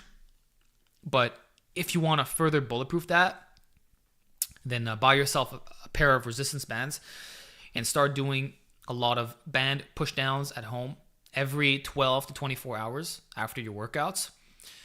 2 sets of 50, 4 sets of 50, very fast tempo, 3 sets of 33, 4 sets of 25, 5 sets of 20. Just pump it, you know what I'm saying? Use no more than a micro mini band or mini band for the biceps and the triceps. And then when it comes for the pecs, you want to do a cable crossover.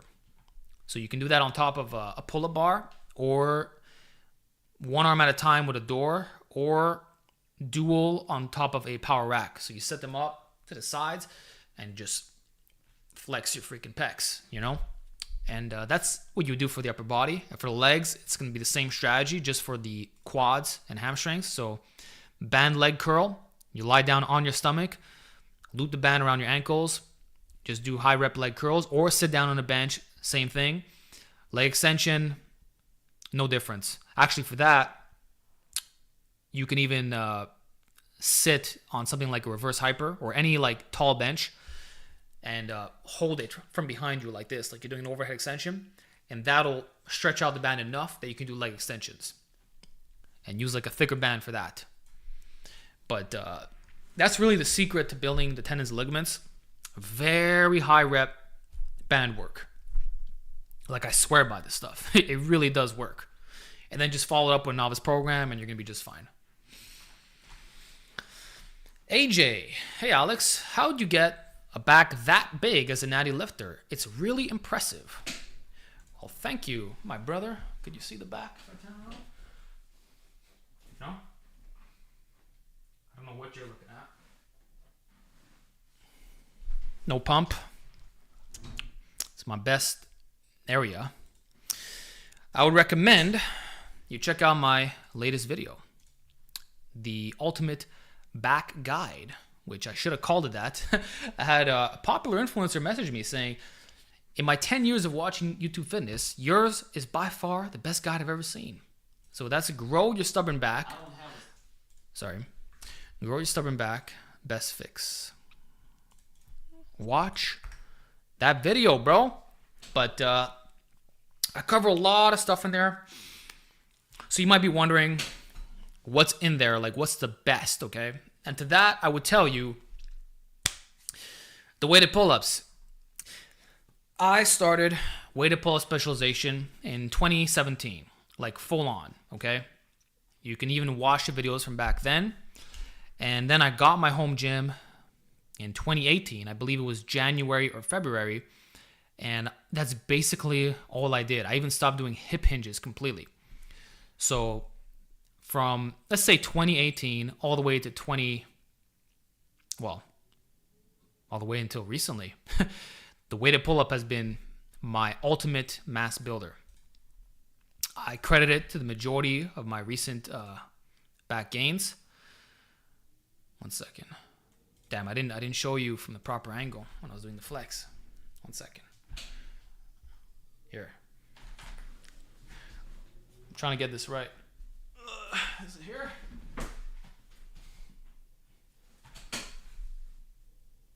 There you go. Now you got it. Yeah, guys, weighted pull-up specialization. Max out. Get your weighted pull-up from like 2 plates all the way up to 4 plates, and that's going to freaking do it. Get strong at that. Look at the competitive street lifters.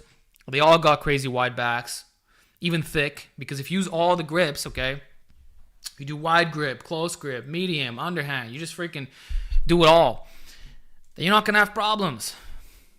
So make pull-ups your new religion. That's as basic as I can get with my advice. And check out the pull-up playlist where I give you programming guidelines. Flex your bicep. You see, my biceps actually suck, guys. You think I have good biceps, but I don't. You know? Like, my peak sucks.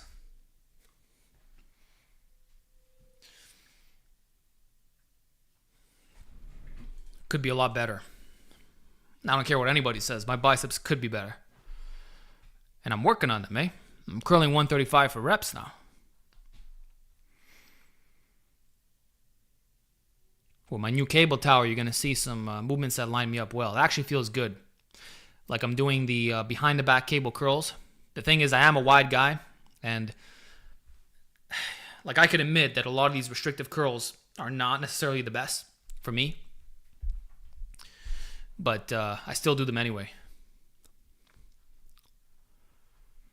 Like I feel my biceps pumping when I go behind the back like that. I have freakish back genetics, managed to retain my size after not training for 2 years. That's crazy, man.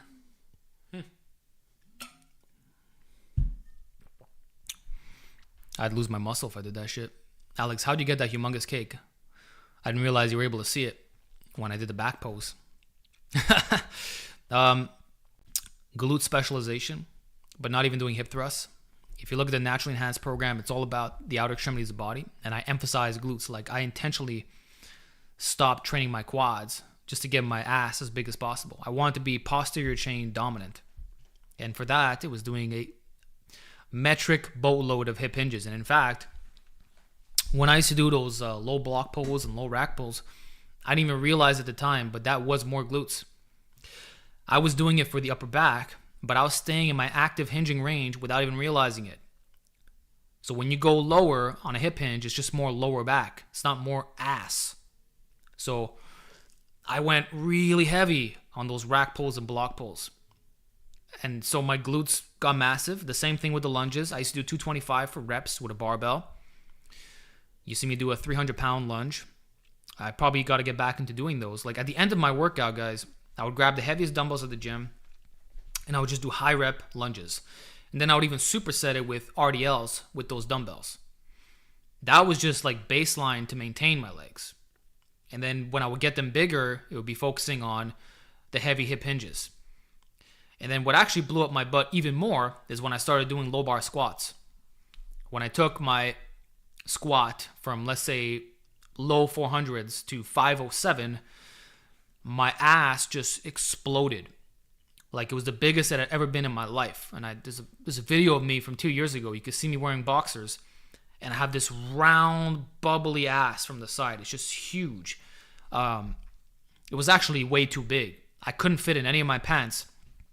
I went to a wedding, guys, and I felt like they were going to rip at any moment. Like I was concerned for my existence, you know? Because I had these pants tailored, and like they were about to rip on both ends. They were so tight. This is crazy out of context. I'm sorry. But bro, it was the low bar squats. The low bar squats, and then doing a lot of hinges. Back in the day, it was RDLs. Sorry, it was block pulls and rack pulls and lunges. And then starting, let's say October of 2019, I transitioned into the good mornings. You know? Well, what the hell happened here? Whoa. Pop out chat. So, that's how you're going to build a big ass.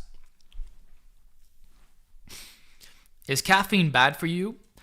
No, but when you start to go beyond a certain amount, the benefits go away. And what Menno Henselmans talked about in one of his recent videos is that you should not have more than like a cup a day for in the morning.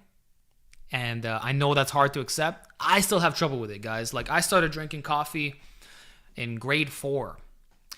My grandmother, who died at 99 years old, she started drinking coffee at 2 years old. And she would have coffee like 5 times a day with every meal, including before going to bed. So our family it consists of heavy coffee drinkers. And I've tried switching to decaf. I've tried so many times. The one thing, I went freaking vegan before I quit coffee. That's how hard it is for me to give up. I'm just addicted to it, you know? I don't know. So I personally have, 2 years old. I'm not even lying when I say that, okay? But I have 2 cups in the morning and then none for the rest of the day. But I need my 2 cups. You know, if I have one, it's like I want another freaking cup. And I'm going to find some way to get it. And it has to be in the morning, because if you have it later in the day, I believe caffeine has a shelf life around 12 to 15 hours. So it'll be in your system. So all you guys who are getting back from work and you're taking pre-workouts or having coffee, it's going to affect your sleep. And that's how it was for me back in the day. I used to train late at night and I would have coffee before and I'd wonder why I had insomnia. I would go to bed at 5 a.m. sometimes. It's because of freaking caffeine. So I'm very sensitive to it. I'm also addicted to it. And I find that my percolated coffee is stronger than the pre-workouts. Like I was taking pre-workout maybe a year ago instead of the coffee, and I didn't feel the kick to the same extent. It wasn't as strong, guys. My shit is better. I just do, and it doesn't matter the roast either, eh? I know light roast is supposed to be better on paper for caffeine, but even if I had dark roast, it was still better than the pre-workout. So whatever they say is on the label, I'm not convinced that it's true, because I find coffee stronger. I don't know. Like, personally, what I'll do is coffee with L-citrulline. So you get the blood flow as well as the hit from the caffeine. That's all you really need to get that kick going on, you know? And in 2016, I used to get back from school and I would have a freaking pot of coffee to myself. I was inspired by Eric Bugenhagen. I would show up wired and I'd be maxing out the gym, hitting the full body workouts. You know what? In that case, it probably helped. But, yeah, guys, listen. Not more than a cup a day. And green tea is still better than coffee at the end of the day. All right. What coffee brand would you recommend? Honestly, guys, I just have Folgers coffee. I know it's not the best one because of the crystals, quote unquote, but I think it's fine. You're probably better off getting the Kicking Horse brand. Or like, they got these expensive coffees on Amazon, but they're like $15, $20 for a small little thing, you know? So I get the cheap one and that's it. Whatever the cheapest brand is, whatever's on special, that's what I'm buying. If it costs me $8.99 or $12.99, I'm a happy man. But I typically don't spend more than $15 on a thing of coffee. And make sure you get the percolated kind, not the freaking instant coffee. That sucks. It's all watered down. Like, even if it's not the same, guys. Do you take iodine supplements? I used to. Lugol's 2%, I believe is what it was called. Now, because potassium chloride has iodine in it, I think I'm getting my amounts. But if I wasn't, then I probably would take a supplement, yeah. Because a lot of you guys are getting it through iodized salt, which I don't put in my food anymore. Or you're going to have seaweed, which is high in sodium. So you get messed on that end as well. Do you take creatine or amino acids? At the moment, no creatine. I was over the last 2 years, but now that my batches have run out, I don't feel like buying anymore. And hey, look, I just hit a 315 for 8 bench press the other day at 172, no creatine. Actually, when I benched 405 the first time, I wasn't taking creatine. Protein powder, I got 1 tub left, but I think I'm going to do an experiment. I'm going to try going without it. Because already I'm like on a lower protein vegan diet, but I usually get 2 scoops of protein a day. So what happens if I take it out? Would I see a difference in my performance or recovery? Like, is it going to be necessary at that point? I don't know. So I'm going to put it to my test and see how I feel in the gym. If I can get rid of it, great. because that just means I can focus on getting my calories through more starch. It's going to be more filling too. If you check out Master Shredder, he follows a really low protein plant-based diet. And he's like, fuck protein. You don't need that. I'm all about being alkaline. You know, I'm not on that level. I don't eat that way personally, but I respect it. And I respect him. But I'd be curious, like, could I get away with that? We'll see. If I notice within a couple weeks my performance is going down or I'm having a hard time hitting my numbers, I'll just start buying it again. Why are alcoholics so jacked? I don't know what alcoholics you've seen, but that's not what I notice. Maybe some of the like homeless alcoholics in the street are more lean. You know, they got vascularity, so they look better. Yeah, Master Shredder. If you check him out on the That's Good Money YouTube channel for some calisthenics workouts, he does some hardcore high rep stuff. Did you get a pump before the stream? I did not. And I'm in a completely different room from the gym. I couldn't even rush back and forth. I've been on this for 2 hours. There's no pump whatsoever. I never pump up before a video. Just so you guys know, all my shit is cold. 100% of the time. Do you have a job on the side? Everything I do is online. Mostly making videos and a little bit of coaching, but not that much. I probably need to increase my client base, to be honest. But that's on me. I choose to not take on more. I get requests every day, but I'd rather focus on content creation for now and releasing more programs. Once I'm a little bit less busy, then I'll consider it. But for now, I'm just making a lot of videos, you know? Like YouTube is primarily what I do.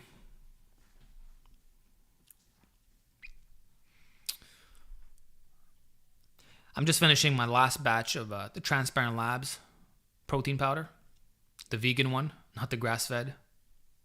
And by the way, if you guys didn't notice, that's why I've taken down my links and I don't work with them anymore. It was my request and they were cool with it.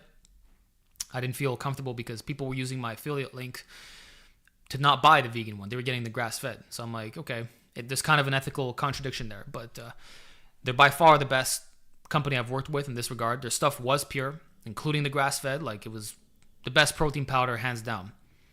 I just, in good conscience, can't consume that for myself anymore, you know? But we left on very good terms. I still have their t-shirt, their shaker cups, their clothing, and they said, hey, if you ever want back, like, hey, you were great too. So it was a mutual relationship, and I would wholeheartedly recommend them, even if you're not a vegan. Like, they are the real deal, and I went with them for a good reason, you know?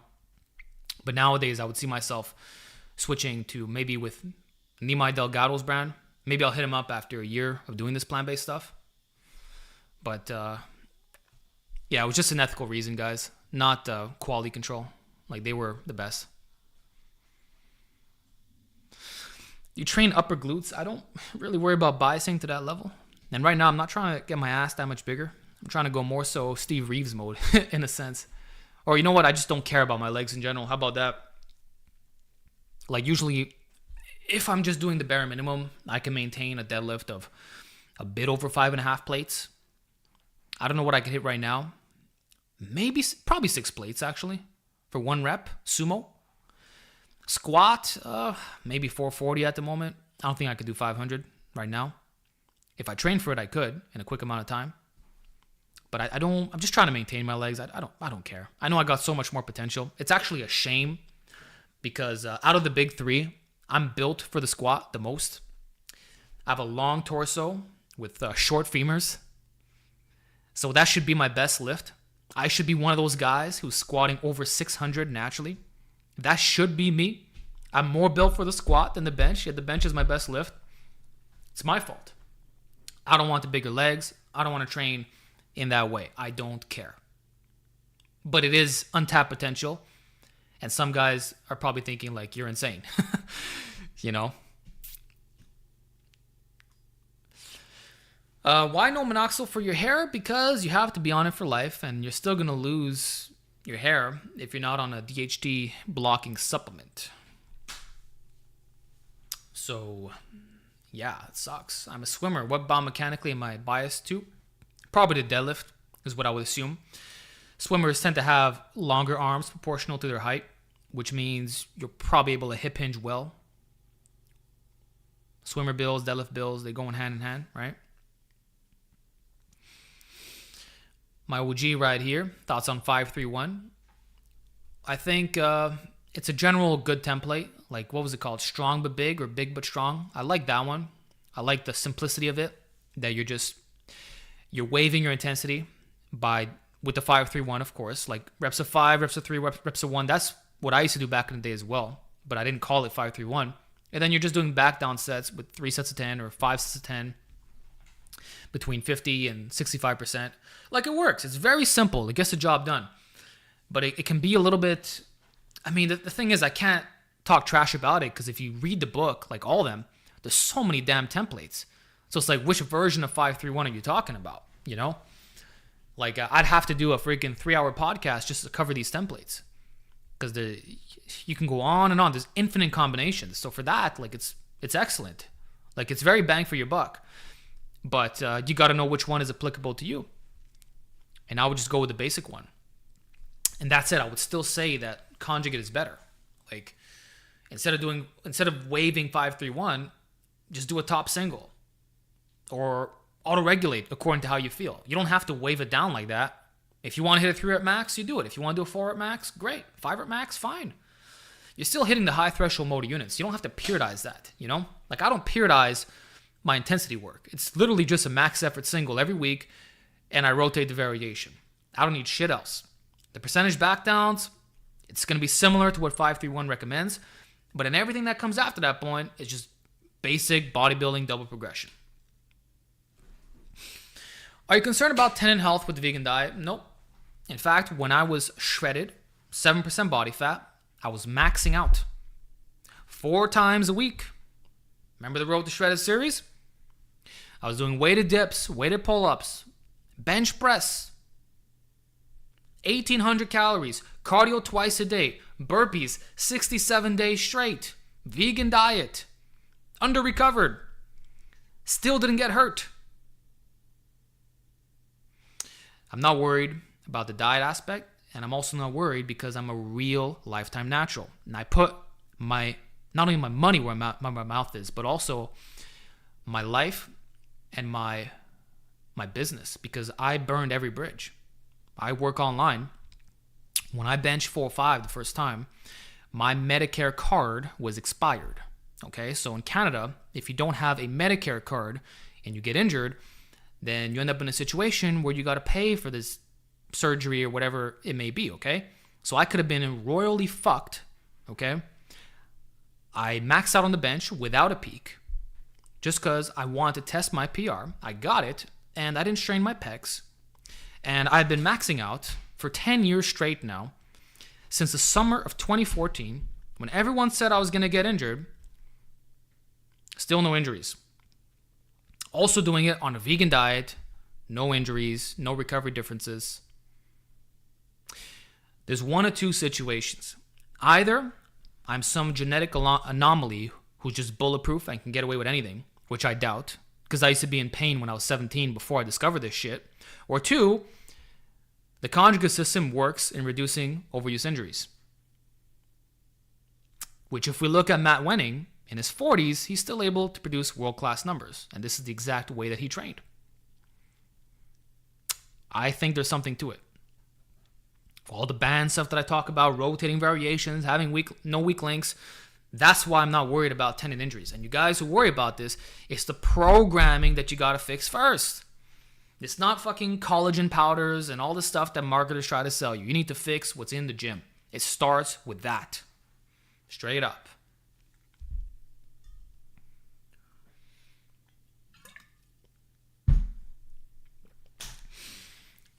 Dang, you're still on here. What's up, man? Welcome back. I have a serious problem. I always tell you guys it's going to be 90 minutes, 2 hours, and then we're going above. So maybe because of your comment, I'm going to wrap up soon. Fuerte Javier. He's a super strong vegan bencher. I haven't heard of this guy. But if he's a natty vegan bencher, I am interested. If he's enhanced, I'm not interested. He looks natty to me. 463 bench. Nice. 420 bench. Wow. Okay. All respect, bro. That's what I'm trying to do, you know? He claims natty. I'll believe him. You see, I used to think that a 4-plate bench was the pinnacle of nattyism, but it's not. It was done in the silver era very early on by many people. And Marvin Eder did bench 500 at a low body weight. I think Reg Park did 440 as well early on, okay? And these guys didn't have a good understanding of exercise science or benching principles, like how max specificity. Like, didn't have the conjugate system. And since then, we've had a lot of natties come in and bench over 500. So it's definitely doable. If you have the right structure and body weight, like, it's not as unrealistic as we once thought. And personally, I think I could do 440. Is such a thing where a particular fat of your body is impossible to lose, like lower back fat? I've seen some others like 5%, but face fat won't go away. With those guys, if they're a legit 5% and they got a bloated face, they're probably on PEDs. Or they got the worst genetics imaginable. Because I'm going to tell you right now, I store a lot of fat in the face. I genetically have more of a moon round look. It is what it is, okay?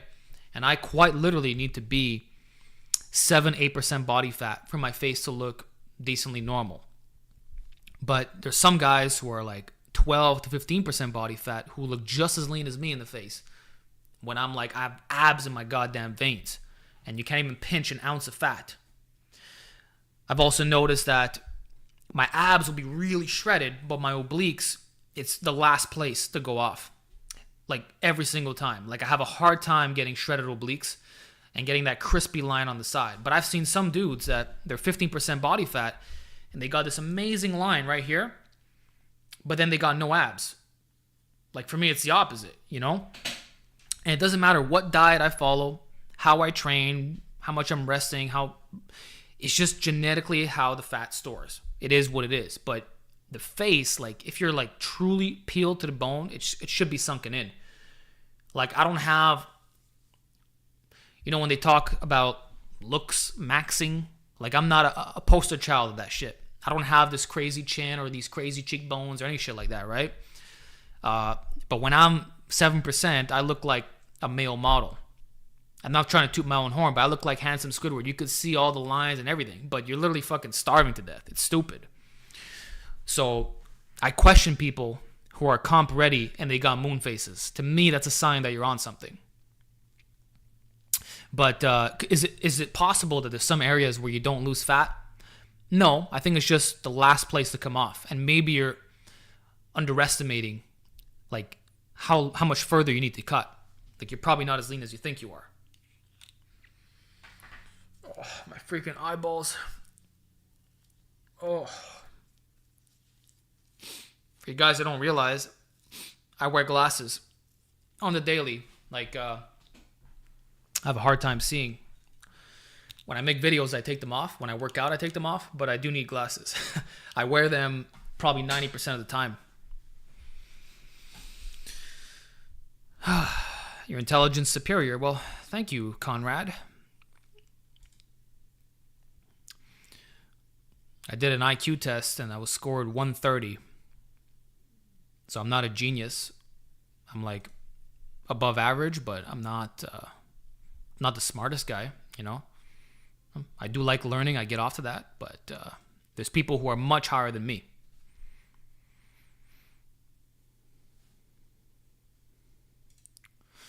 Okay. Do you be farting in your home gym? I do at public. Absolutely, bro. You just got to let out the big ones. But in the gym, be careful with those headphones, eh? Like I saw a guy in the leg press the other day who was like farting loud. And he had these, like, I don't think he was able to hear, you know? So that's kind of, yeesh. Be careful, bro. Actually, there was a guy who sharded himself at the gym wearing white track pants. And everyone stayed away from him right after that. Like, he had a permanent reputation. I think he stuck around for like 2 or 3 months, and then he dropped out. Never saw him again. He was doing ass to grass squats. Made it even worse. The worst that's ever happened to me was ripping my freaking, not pants, but boxers. Like right at the crotch. But luckily you have, like, people can't see, but you could feel it. You're at the bottom of a squat. Oh, fuck. You know? I messed up my eyes not knowing how to keep a light on and reducing brightness when I was younger. I use night shift setting now too. Yeah, same here, bro. I'm on I've been using Flux since 2015. Like, I remember watching movies and the screen would be all red. And then you put it back on normal, it's like you're being blinded, you know? You got oh god. Length and girth. Now you're asking some crazy questions. But my girth is really above average on that. So I'm not going to get into details.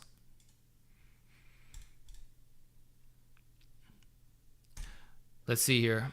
My rear delt's not getting bigger from chest expander only. My rhomboids, I don't think so. Because you probably can't see your rhomboids unless you're like really shredded. I can do 5 springs horizontal and above 6 springs. What should I do? Well, first of all, props to you. Because 5 springs horizontal is like maxing out a traditional chest expander. And 6 springs, you're probably using the Bells of Steel or a Robert Baraban expander. 6 springs overhead is respectable. That said, strive to do 7 springs for at least 10 reps in one set. And that'll probably fix this problem that you're experiencing. 5 springs horizontal is very strong. 6 is probably all you need. 7 is like I did that maybe 6 months ago. So you're not that far off from me. But, yeah, I don't know what to recommend, bro. You just got to keep getting stronger. The rear delts, if they're not growing and your traps are taking over, then it's just how it is for you, I guess. But they will grow after a certain point. It's just not at the same rate. Like, at some point, they'll have no choice. They will be the weak link. But you know what? Here's something that might help you. Lengthen partials with the super springs, okay? So put 7 springs on the horizontal pull apart and just try to budge it like this, okay? It could be that it's the squeezing aspect that's building your upper back better. So when you're like back here, you're retracting so hard that maybe it's less rear delt for you. But what I can tell you is that if you're just pulling out this much, it's only going to be rear delts because there's nothing going on in the back, right? But to do that, you have to use a tension that's beyond what you can do full range of motion. So in this case, lengthened partials will change the muscular biasing to be more rear delts. That's the best thing I could say for that. Whether you're doing it overhand whether you're doing it vertical or horizontal, that'll do the trick. But other than that, I can't say anything else but just get stronger, man. But you're already doing really good. Thank you. That's super smart. Awesome, bro. And by the way, if you find that the 7 springs is like, you eventually max that out, get the super springs by Robert Baraban. Because trust me, like I can't even budge 3 super springs for 1 full range rep. I'm doing actual length and partials. Did you see Trend Twins pec tear? I did not, and I don't follow them. In fact, I don't follow a lot of guys because I blocked out the recommendation feature on YouTube. I got this special extension because it distracts me, you know? The algorithm knows you too well. But am I surprised? No, because that's typically what happens with guys who use a bunch of drugs. It's not the natties that are tearing pecs left and right. So sad, too, at a young age. This is what I keep warning you guys about. How are expander pull-aparts lengthen biased? It's lengthen biased if you use a weight that you can't do full range of motion. Because now you can't budge the springs any further. That's super good for productivity. I gotta do that as well. Trust me, Paul. I've been doing this for the last 6 months, and it's made my work a lot more productive. My scripting, my writing on the side, like everything has improved. And you waste so much less time on YouTube because you end up in this rabbit hole when you're supposed to be working, or you look at the time and it's super late. It's like, oh, there goes your day, there goes your night. So I think the extension is called Unhook. Get that. You will not regret it.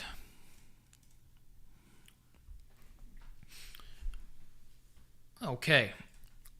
I think we're going to start wrapping up soon. I'm going to look at some fan funding here. Let's see here. Oh, how do you weigh out your tofu? It varies so much cooked. So I buy the kind that doesn't have a lot of liquid in it. So the raw measurement is already... So when you go to Costco, okay, there's two of them. There's one that's called the Yum or the Yup. It's got colorful packaging. I wouldn't recommend that brand because after cooking, it's like 200 grams less. There's a lot of water. So you're paying for water. The other one, which is the organic tofu, it actually weighs what it's supposed to weigh. It's very minimal water. You don't even have to press it out or put Scott towels around it. Buy that one instead. Or there's this other brand, I think it's called Nature's Way. There's like no liquid whatsoever. It's just tightly packed and it's thick. So just, change the brand that you buy, okay? Easy fix.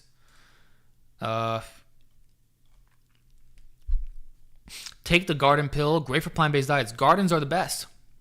So my family, being Italian, has these massive gardens. So when I come over, they say, go in the backyard, grab whatever you need. And kale just grows like weeds, So I'd be grabbing that, the tomatoes, and you just mix that in everything. So I haven't bought kale in years. I just get it from the garden, And then during the winter time, obviously, I'll switch to a different vegetable.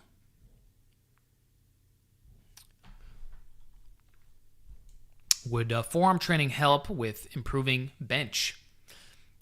Technically, yes, because it's going to make you more stable.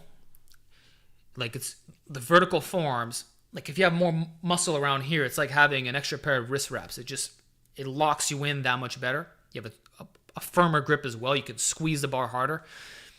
But I would say more than the forearms is the brachioradialis. So this muscle right here, okay? Because at the bottom of a bench press, like it's almost like a JM press in a sense, where your forearm is like pressing into the upper arm. So the more cushion you have there, again, it's like having elbow sleeves. So you just have this nice little cushion which protects the joints.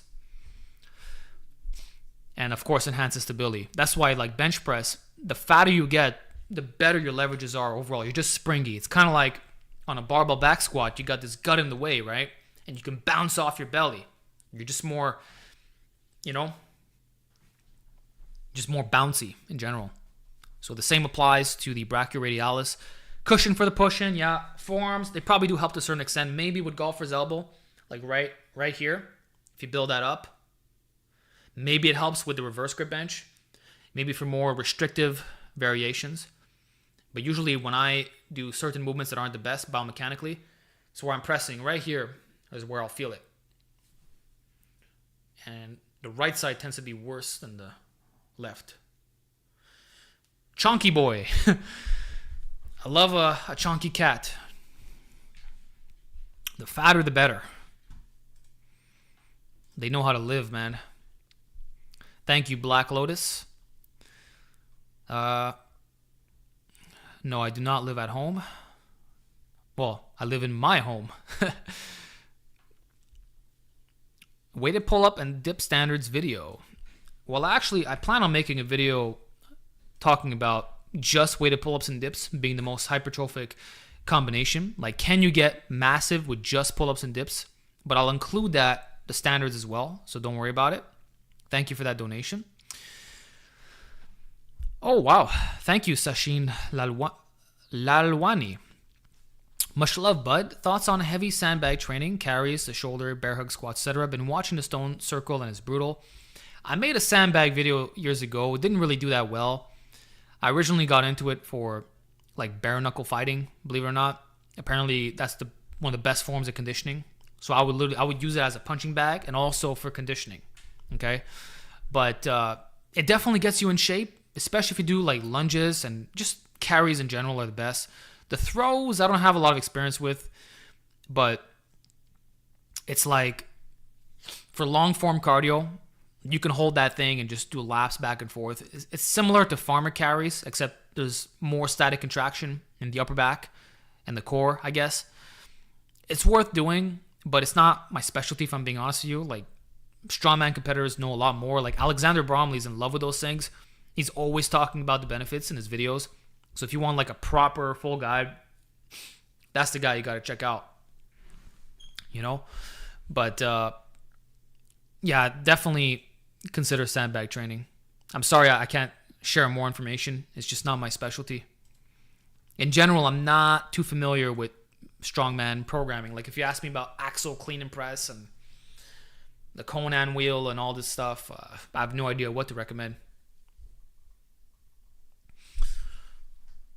Trying to add sprints on a cut for fat loss and cardio. Best way to structure this, besides obviously not doing a leg day, thinking of twice a week. Yeah, twice a week is the max I would do for sprints. For low intensity cardio, you can easily do it 5 days a week if you're also sprinting twice a week. But I would just say after a workout is fine.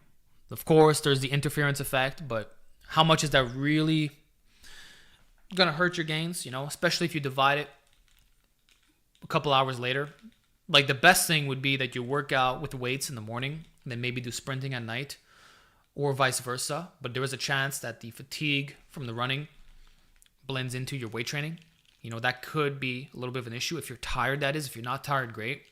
But after workouts is the best, man. Like, when I was doing or just separate, like when I was doing the burpees, I always open up my day with them. First thing in the morning, empty stomach, you hit the burpees, you shower up. Well, actually, you have the coffee first, because then it's going to make you go. So you do the burpees, coffee, shower, get to work. Then at nighttime, you come back in, hit some weight training. So I would apply a similar philosophy with the sprinting, if you're able to do it. And then the low intensity cardio, it doesn't really matter when, because it's just low intensity, right? But I personally did that at the end of my workouts. So at the gym, I would go on the treadmill for an hour, or I would do it in the middle of the day whenever I felt like it, and then one more shot at night. So, and for that,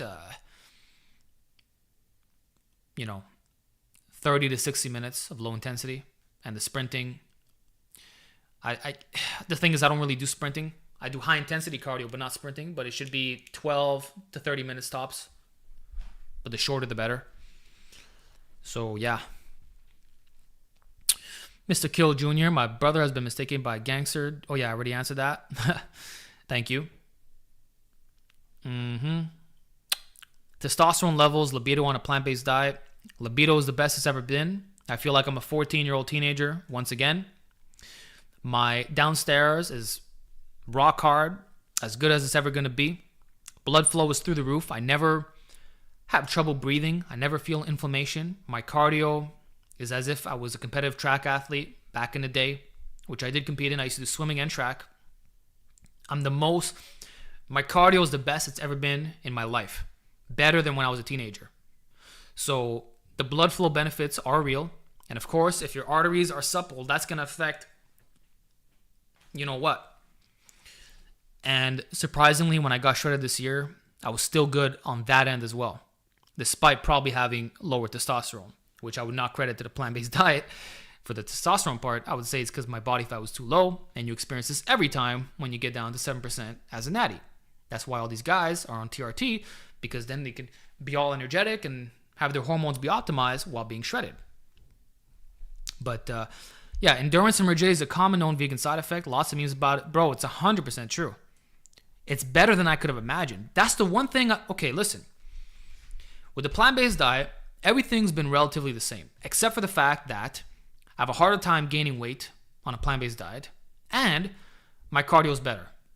All things being equal, whether I'm bulking or not, my breathing, I have less inflammation, my gut is a bit better, and yeah, my arteries are just supple. Like, I can get back into burpees today. I'm doing jump rope on the daily now as well. My goal is to do 1,000 skips a day, you know? But I haven't noticed a cardio loss. It's only gotten better.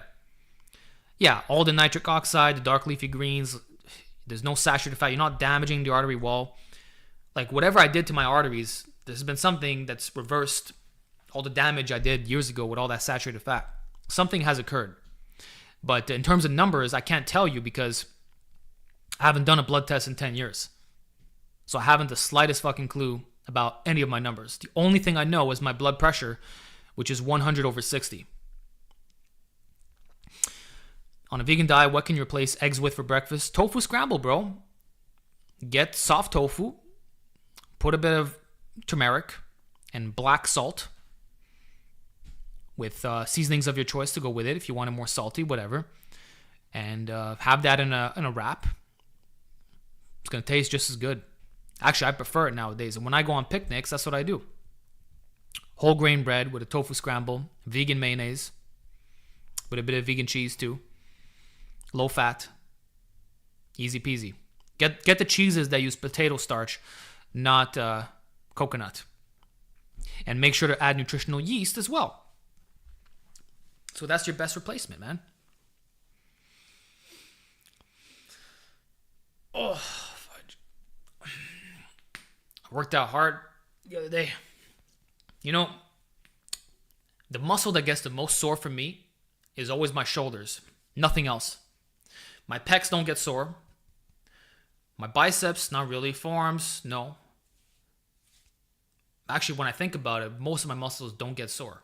But my shoulders always get sore. It's always the front delts, man. Whether I'm doing vertical pressing or not, it's always here. That's why I can't do the 48 hours apart benching shit. I need 72. I've tried it. Even with low volume, I'm not able. I think it's because I'm benching over 3 plates every workout. That's what it is.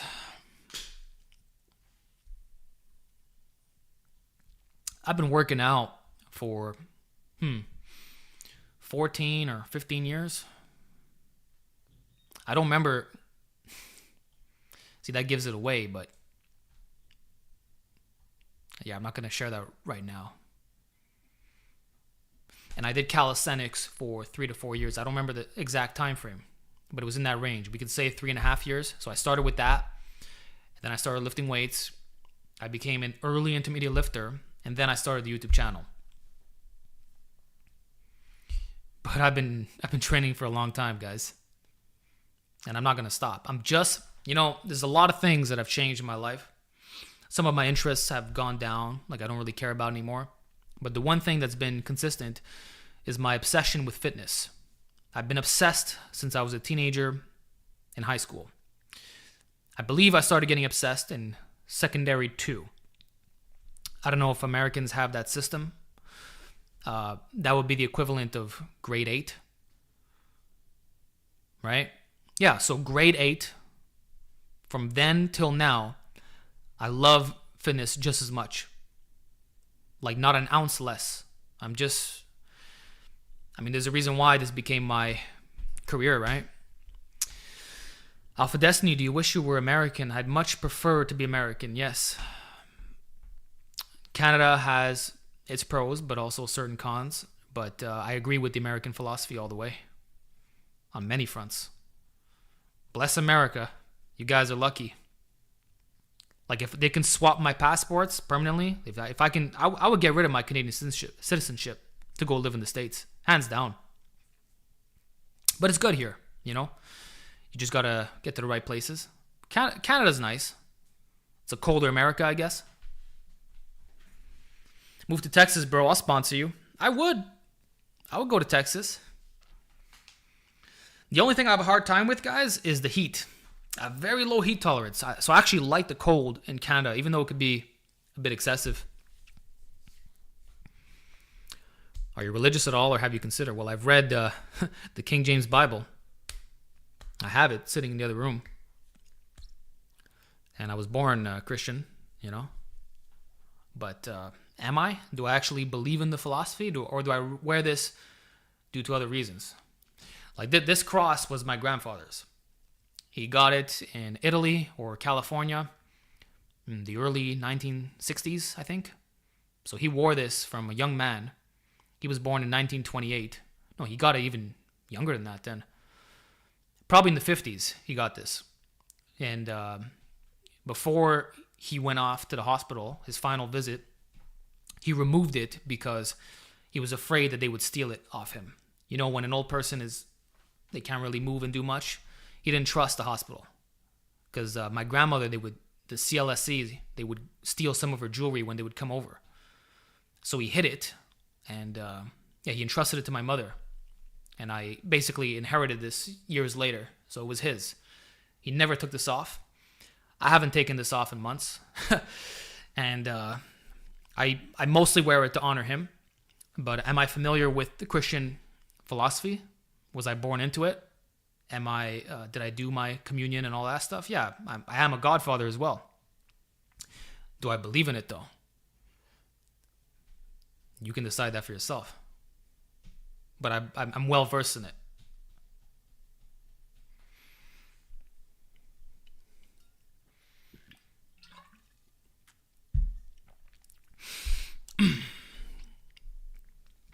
You think you can get to a 500 bench before 50? I don't know. To be honest, if I'm not going to gain the weight, I don't think it's going to happen. And it's not that I'm not capable of doing so. It's that the bench press is a weight-dependent compound. Like, I would need to probably be 25 to 30% body fat in that case. And that's not something I'm willing to do for health reasons. Like, I started this plant-based stuff so that I can live as long as possible. Like, I do want to be a centenarian. That is my goal. My goal is to beat my grandmother. She died at 99. I want to be minimum 100. I want to live a long, healthy life indefinitely. Never be on medication. Still be a jacked old man. Still be making videos for you guys. I want the best life from now till the end. That one day I just pass out in my sleep and that's it. And to do that, I think getting fat to bench more is not worth it. But do I have the natural potential to bench 500? I probably do. But I have to get really fat. So I think 440 is a more realistic goal. After which, maybe I'll do bodybuilding only training. I don't think I'm going to pursue a bench beyond that point. Because even then, I still got to get there. You know, that's going to be very difficult. Even getting 405 at a lighter body weight is a task in itself. You know what I'm saying? Alpha Destiny will be the next Scooby. I'm going to try to, bro. Scooby inspired me. I've been watching him since the start. I believe since 2009. I watched all his videos back in the day. You know? He'd be working out. You know, he'd make these grunting noises. You know? And then someone walks into your room and they see that. Like, what the fuck are you watching? I watch all his vids, bro. I still watch Scooby. Actually, I resubscribed to him recently. Because when I used to have an older account, you know. Did your grandma eat mostly plant-based as well? Actually, no. My grandma ate literally everything. Including pig's feet, and she was fat. She was probably 180 or 200 pounds when she died. And she was 4'11" or 4'10". Like, she was a short, fat lady who ate whatever the fuck she wanted, did nothing right. Nothing. And somehow she lived to be that old. In her case, it was just genetics.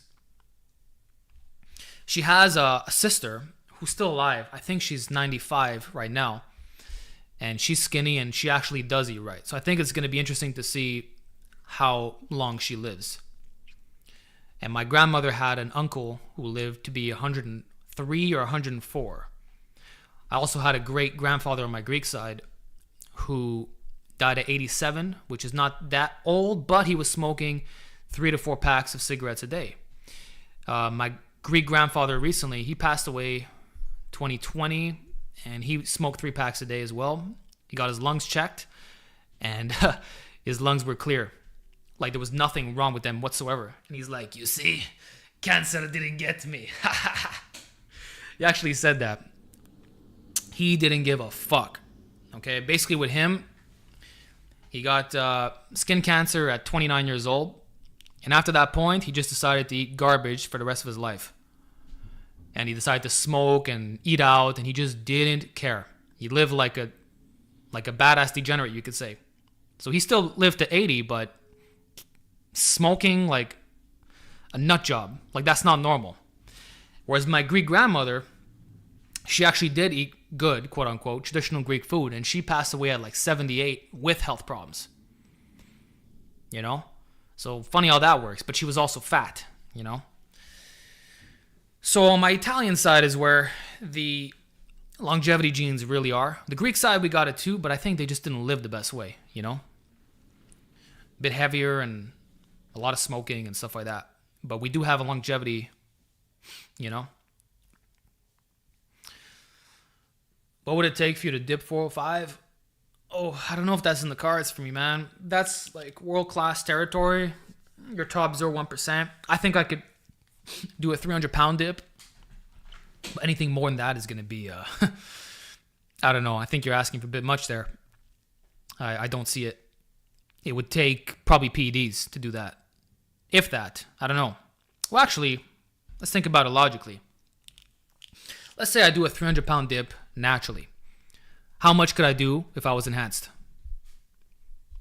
At least 350, right? So then how far is 405 in that case? But then again, it might not give you that. Like Matt Wenning, he benched 500 pounds natty or 522. And then when he hopped on gear, he quickly got to 570. And then I think he got up to 620.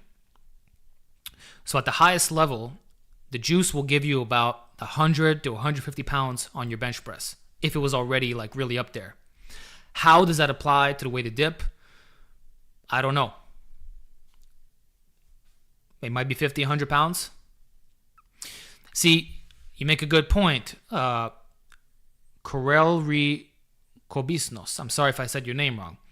Enhance plus 1 rep dips equals tear. That's the issue. So even though your strength potential might be higher, weighted dips maximally stretch your pecs. So it's possible that if you're trying to get the biggest dip, you're going to get hurt. And I think this is kind of what we see in that streetlifting is not really enhanced yet. Most of them are actually natty. Yes, if you look at Artem Shirokov, I wholeheartedly believe that he's a lifetime natty. A lot of guys are doing 300 plus pound dips without ever touching anything, but that's all they care about, pull-ups and dips. So there's a trade-off, you know? And if you look at Andrei Smayev, I think he maxes out more on weighted pull-ups than weighted dips. There's a reason for that. And he chooses to be a bench specialist, you know? The dip, you got to be a bit careful with it. Gym session with vegan gains would be cool, not gonna lie. It would be cool. I think a cool title would be 2 natty vegans benching 405. Right? Bro, I just hit a normal 5x5 pause bench and tore my shit. Sometimes you're just unlucky. Here's the thing. Rep work is more likely to injure you than heavy singles, contrary to everything you've been told before, because that's where the fatigue kicks in and form breakdown, and you're more likely to get overuse injuries. So when you combine high intensity plus high volume, that's riskier than lower volume, higher intensity. If I do just a max effort single, then I followed up with 2 sets of 5 to 8, that's less dangerous than probably a 5x5 bench, in my opinion. Call me crazy, but it's really the rep work that fucks people up, because your form starts to change under a fatigue state, and you can accumulate more overuse over time. Just some food for thought. Advice for iron deficiency anemia. I would tell you to have vitamin C, onions, and garlic with every single meal, and cook in a cast iron pan. Just by doing that should fix the problem. And have a lot more lentils as well.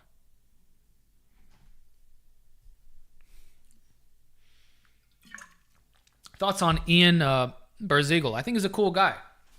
And I actually do believe that he's natty.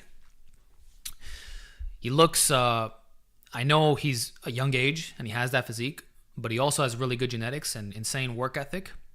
And he uses what he calls the Soviet system, which is basically like conjugate principles. He just took from exercise scientists of the Soviet era, which some of the best research was done during that time frame, and he trains in a similar way. I think Artem Shirkov does the same thing, just with streetlifting. So, I mean, it makes sense to me. And his stats seem obtainable. His physique looks natty. He seems like a tough badass. You just build different, bro. You got to accept that some guys are not normal, you know? And actually, I saw one of his videos recently. It was like top 5 tips on building your physique or something. And it was a pretty cool video. Basic advice, but he made an effort to explain himself.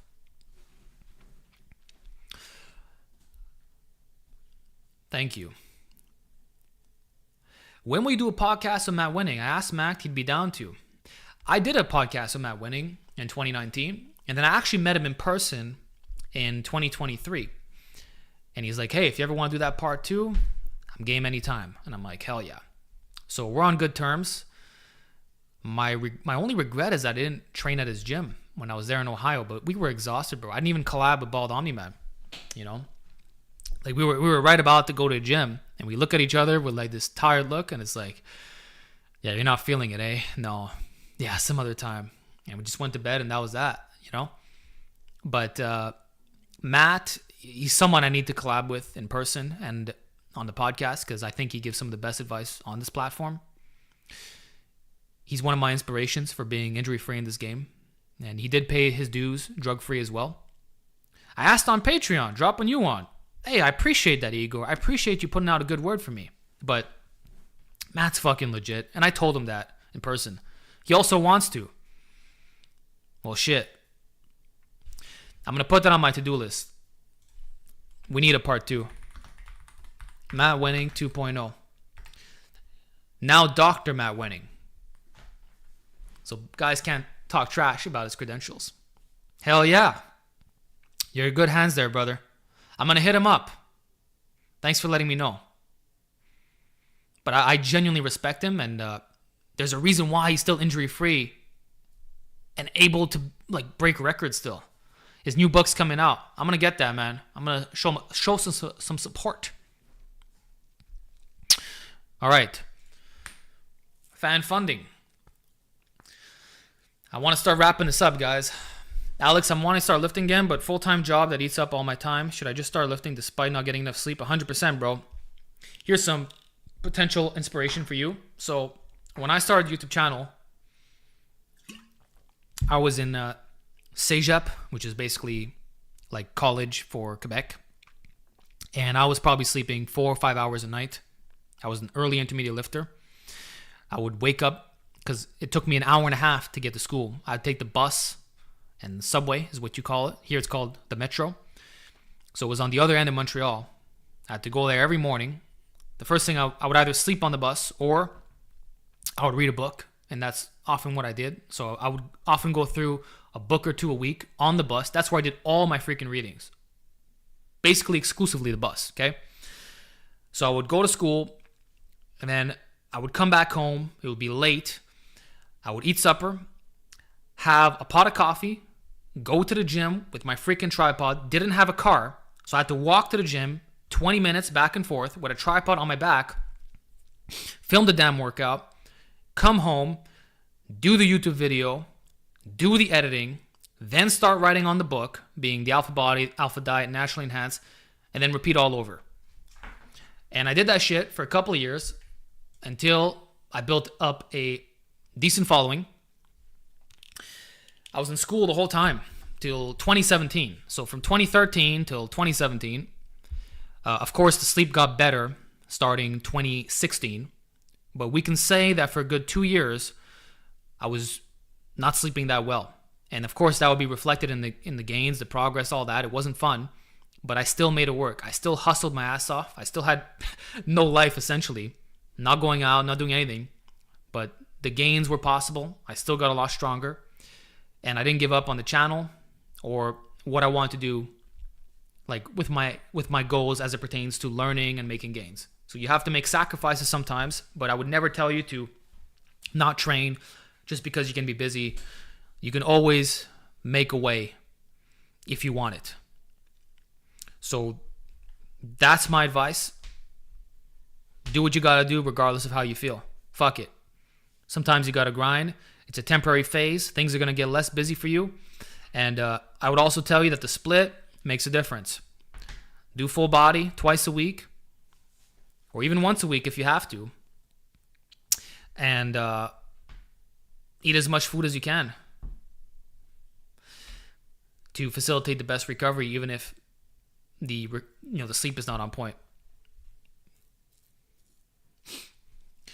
I didn't know you were from Quebec. Can you actually speak French? If yes, say I love working out in French. J'aime l'entraînement.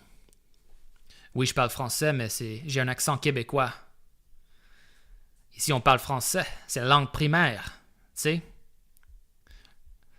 J'ai pas l'accent de Paris.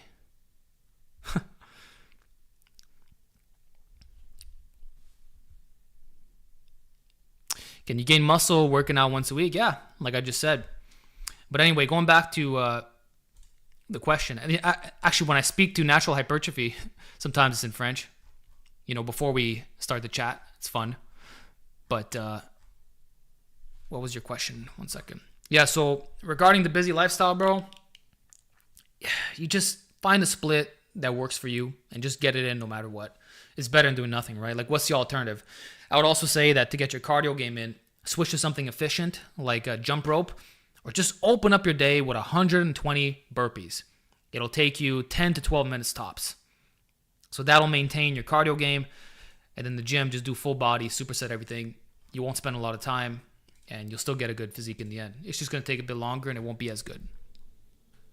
The whole chat is wet now. Le chat est mouillé. Quoi? Tu parles français? Mais oui. Keep up the good work. Collab with Baldani, man. We got to do that. Actually, I'd love to have him over. I was doing some heavy-ass benching, weighted pull-ups, dips, all that good stuff. All natty bodybuilders are secretly French. Confirmed. Yeah, you'd be surprised. And in Canada, it's a second language, So a lot of Canadians are aware. Do you read Berserk? Yes, but surprisingly, I didn't finish it. I still got to get around to that. I am freaking busy, guys. I'm almost done. I'm towards the end. Okay. I really need to wrap this up. I do this shit every time. And I start becoming unhinged. I got to control myself. 8-day asynchronous split that reads chest, back, legs, shoulders, arms, rest. So, again, you run into the problem of the other question. I don't like it when you have 48 hours of rest for presses, okay? The one benefit here is that because you're doing shoulders and arms, your pecs get a bit better recovery for the upcoming chest and back day. And because chest and back, you're not isolating your arms, technically you could get away with 48 hours. But if you're going to do like chest, triceps, and back, then we run into a problem. So the way you thought it through kind of makes sense in this context. It's very difficult regardless. But I think in general, asynchronous splits are superior if you have the time to handle it.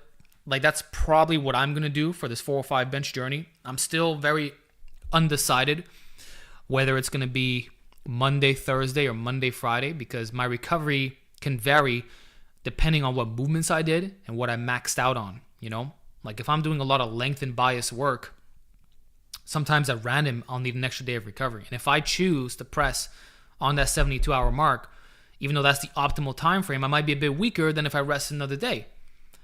So it's like, sometimes you take the extra day, sometimes no, and you kind of play it like that. And I would say that when it comes to the presses, that's where it's important. But regarding the back and the legs, like, you're good, bro. You're not going to have any problems there. And I think because you're splitting the isolations into a different day is doable. But what I don't like is, I don't know, man, it's there's got to be a better way to do an asynchronous split like this so that you at least get 72 hours. Actually, I had written one out recently. Do I have it here? 7-day split. Here, I'll give you, well, it's a 7-day split though. You could do Monday, bench press, Tuesday, upper back, Wednesday, arms, Thursday, abs and neck, Friday, deadlift, glutes, hamstrings, Saturday, shoulders, and then Sunday, upper back. You can also do a different approach of Monday, shoulders, Tuesday, squats and quads, Wednesday, arms, Thursday, abs, Friday, deadlifts, glutes, hamstrings, Saturday, bench press, Sunday, upper back. So out of these options, I mean, you can also do upper, lower, neck, abs, calves, upper arms. You could do push-pull legs, upper arms. You could do upper, lower, neck, abs, calves, and then push-pull. You know, I'm sure there's a way you can split that as well. I'm sorry if I'm speaking too fast. When you listen to the replay, it might make more sense. But I don't know, man. Asynchronous splits are a tricky one. They work well if you can get the 72 hours between the chest and the shoulders and arm day. Or if somehow one day is compounds and the other day is isolations only, maybe then it's fine. But if you're going to do like heavy overhead press and maybe even incline pressing on the shoulders and arms, and then you're going to do low inclines on your chest day or flat benching, you know what I'm saying? Might not work out that well. I don't know. I guess I'm just a nitpicky douche when it comes to that 72-hour shit. Because I personally can't recover in 48 hours. I've tried it over many years. I'm just not able. But I hope something there clicked with you, man. Man. Hey, Alex, before the gym, you said you did calisthenics for 3 years, I think. What was the most typical workout for you during this time? Basically, Hannibal for King style workouts. Keep in mind, the calisthenics was either done at home, basically just on the floor or a bed or my pull-up bar, door frame mount, right? Or I would go to the calisthenics park, which was actually a children's playground. So the monkey bars, that's where I would do, like, the first bar, that's where I would do my dips. And then obviously that little round thing is where I would do my pull-ups. And then you get your neutral grips in as well. Now, I mostly did around the world, which is a prison routine. It basically consists of pull-ups, dips, and push-ups in that exact order. So it is a giant set. And what makes it efficient is the fact that, well, the pull-ups are always going to be difficult, body weight only. So you might get like 5 to 10 reps on your first set.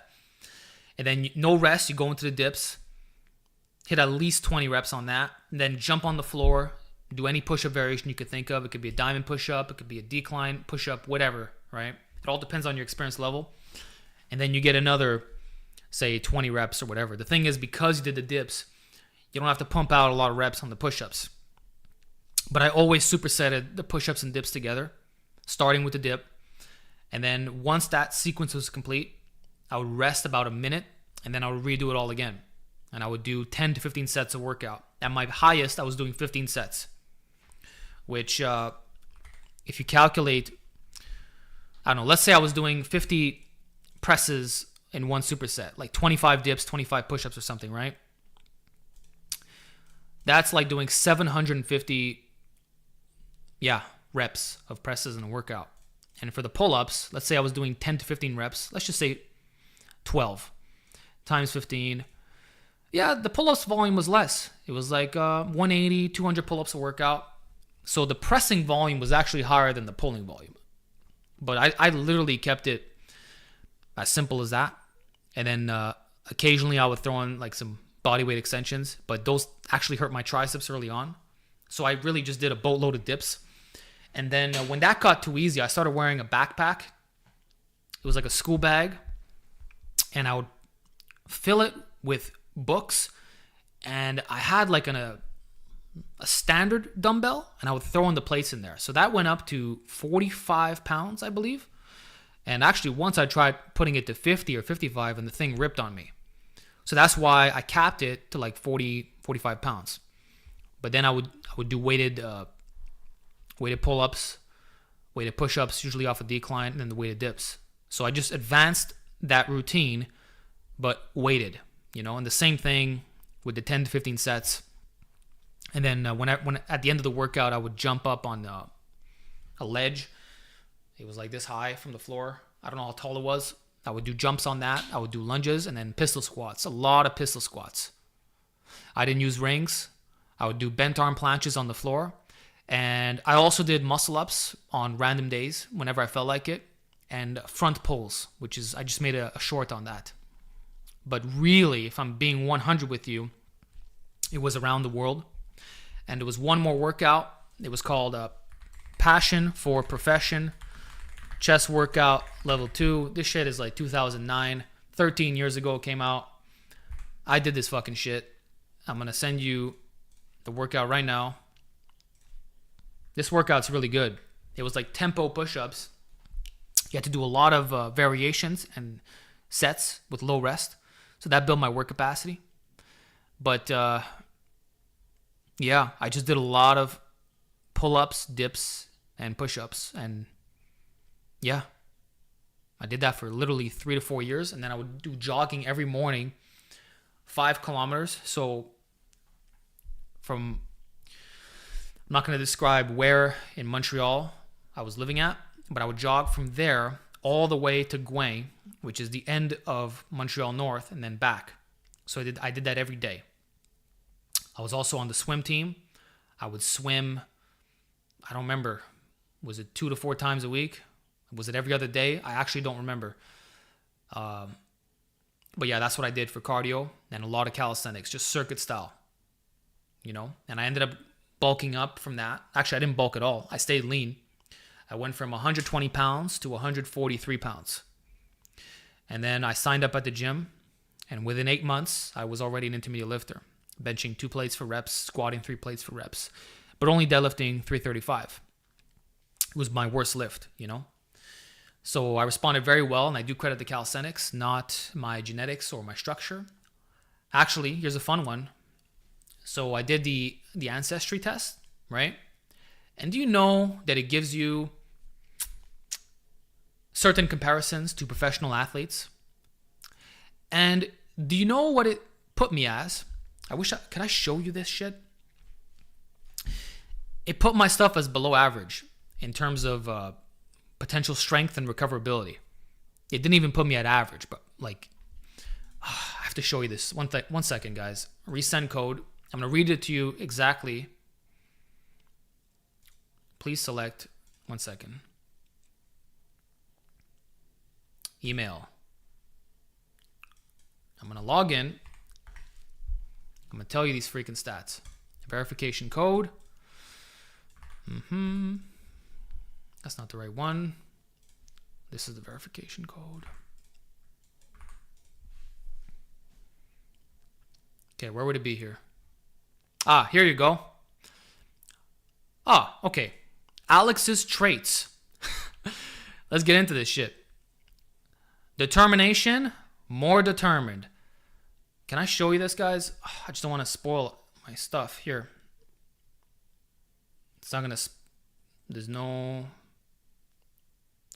safety risks here. Perfect. You can still hear me, right? Behold, my genetics, quote unquote. Apparently I have elite genetics, right? That's what Greg Doucette said a while back. That's what a lot of you guys claim. Less naturally strong. That's so fun. Yet I'm known for strength. Heart rate recovery, average. Physical balance is elite apparently. Leader, most likely. Physical balance, more. Determination, a bit more determined. Self-discipline is maxed out. That makes sense. Taking naps, yeah. But I have average heart rate recovery, and I'm less naturally strong. So all of you black-pilled copers can suck it. Because that's what the genetic test says. So, yeah. That's Ancestry, which is a respectable, reputable brand known everywhere. And yeah. So I saw that and I was like, wow. It said that I'm less naturally strong. Yeah, that's what I'm freaking known for. So what's my type 2 fiber makeup or whatever? I don't know. What is it? What do you guys think about that? You still going to make the genetics excuse now?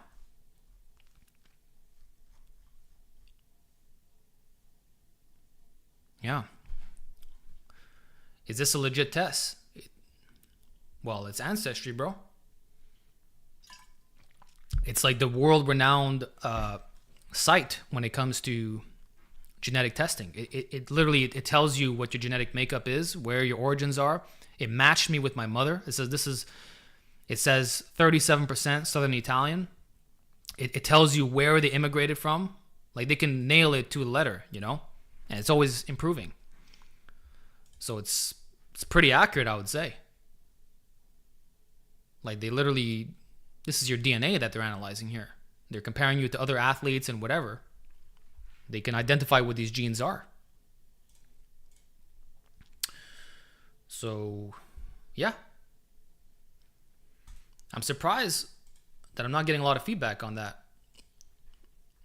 I thought you guys would have been more like, okay. I guess it's just mind shattering, right? It's hard to believe. Well, now you know. So I don't want to hear any more excuses about genetics. Magnus P. Hey Alex, I'm stuck at 90 kilo bench for 5 reps at 89 kilo body weight at 6'1". Do I need to gain weight? Keep up the good work. Probably. Now, because my math is absolutely terrible, I don't know how to do kilos to save my life. I always use a converter. That's a 200-pound bench, and your body weight is basically the same. So you're doing a 200-pound bench at 200 pounds. It's 1-to-1. Pretty good. I don't think you need to gain weight, though, because at 6'1", weighing 200, that is respectable. You're a jacked guy. You got some good lean tissue on you, and your body fat is probably in a reasonable zone. I don't see you being too fluffy with those numbers. So maybe you're at most 20% body fat or a little bit higher, but I don't think weight gain is a problem. What I think is that you're clearly an intermediate lifter, because 200 pounds for 5 reps with 6'1", it means you got longer arms, most likely. It's probably at least a 6'1" wingspan, but you might even be higher. Just to say, basement bodybuilding, I believe he's 5'7" or 5'8", and he has a 6'4" wingspan. So imagine if you're already tall. Well, chances are your arm is going way past the torso. It's a super deficit range of motion. And so it's more difficult by default. And therefore, I mean, it doesn't matter that you didn't hit this arbitrary 2 plates for reps. Like, who decided that that's correct, right? So I think you're an intermediate lifter. It's as clear as day to me. And all you have to do is run a program that's designed for someone like you. And I would check out Bald Omni-Man's programs. They're specific to people who have longer arms. There's a lot of good variation to reduce shoulder overuse as well. And in general, run the Conjugate system. Consider it, or run like an intermediate 5-3-1 program, or just look up intermediate bench press programs, and you'll find something that suits your needs. You can copy what I do as well. But if you're running my Novice program or Strong Lifts or Reg Park or any stuff like that, it's not going to be up your alley right now. It's the wrong system to follow. All right. So I hope that was helpful. I know I didn't tell you a specific program, but there's a lot of ways to answer this, you know. I just know that weight gain is not the issue for you. Okay. I think we answered all the super chats. Yep. Excellent. Wait, there's one more. Due to imbalances for upper body, I can really only progressive overload with single arm dumbbell row and dumbbell shoulder press. How not optimal do you think this will be long term? Only focusing on mainly 2 movements. So it's obviously not best, but there's a lot of progression potential on both of those lifts. So that's your saving grace. You're very lucky in that sense. The dumbbell shoulder press, you're probably not going to exceed 100 pounds. Or even if your gym, you go to a bad one and the weights are capped at 70 pounds. If you're doing full range of motion and you even control your tempo a little bit, maybe pause in the bottom, that's probably all you'll need. In fact, when I was shredded, that's exactly what I was lifting.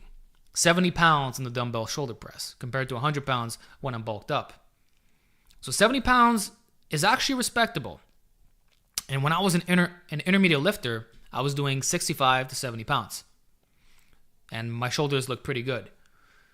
So it's a decent weight, no worries there. And you can progressively overload it for many years to come, including the one arm version. And the push press variation as well. You can also suspend some freaking chains off your wrists if you really want to get hardcore. Now you got some accommodating resistance, you know? And you can choose a more tucked arm path versus flared, mimicking the behind the neck press. So you're going to bias more of the side delts and more of the front delts, right? That's cool. And regarding the single arm dumbbell row, you have your entire life to progress on this lift. Even if you hit 100 pounds at the gym, and that's as heavy as those dumbbells go, you can buy yourself an adjustable, like Olympic dumbbell, and you can probably work up to over 200 pound rows. Easy. It's one of those lifts where even if you think you're strong, you can double your strength. Of course, with some body English, we're talking about a croc row here, but you're really getting something that is stable, very similar to machine in the sense that it's almost like you have chest support, but you have your hand down, you got your knee on the bench, or you're staggered. There's not much lower back involvement. You can go across the body to really stretch the lats. You can still independently retract to hit the upper back, but then it's like a natural lengthened partial. So it's the closest thing to a T-bar row, but it's one arm at a time. And you're not going to get imbalances doing that, which is great. And you can milk it indefinitely until this imbalance goes away, you know? And by then, like, you're going to be just good. Like I was doing in my cut, I was lifting the heaviest dumbbells at the gym, the 160s for reps. But years ago, I used to do over 200 pounds for reps with really bad technique, you know? So you're never going to run out of progress when it comes to the dumbbell row. So just those two, like you picked yourself a very good combination. I think it's going to work well. So to me, what makes an exercise optimal or not, above all else, is progression potential. If you don't have that, then I don't care how lined up it is, it's not going to do much for you in the long term. It's like the one arm push down that everybody raves about, and I've made videos about it too. Yeah, there's no stress on the elbows, get a really good squeeze, but you're not going to add weight to save your life. Bro, I've been doing 35 pounds on that exercise for over a year. It barely budges at all. And I don't see it budging that much, honestly. So even though I'm doing the best exercise, JM presses are better. Most extensions, crossbody pushdowns are better. Just something that's like, I don't know, that you can actually improve it over time. That's why I defaulted a freaking V-bar pushdown. The V-bar pushdown on paper is worse because it's more restrictive. You're like this, right? But it's more stable.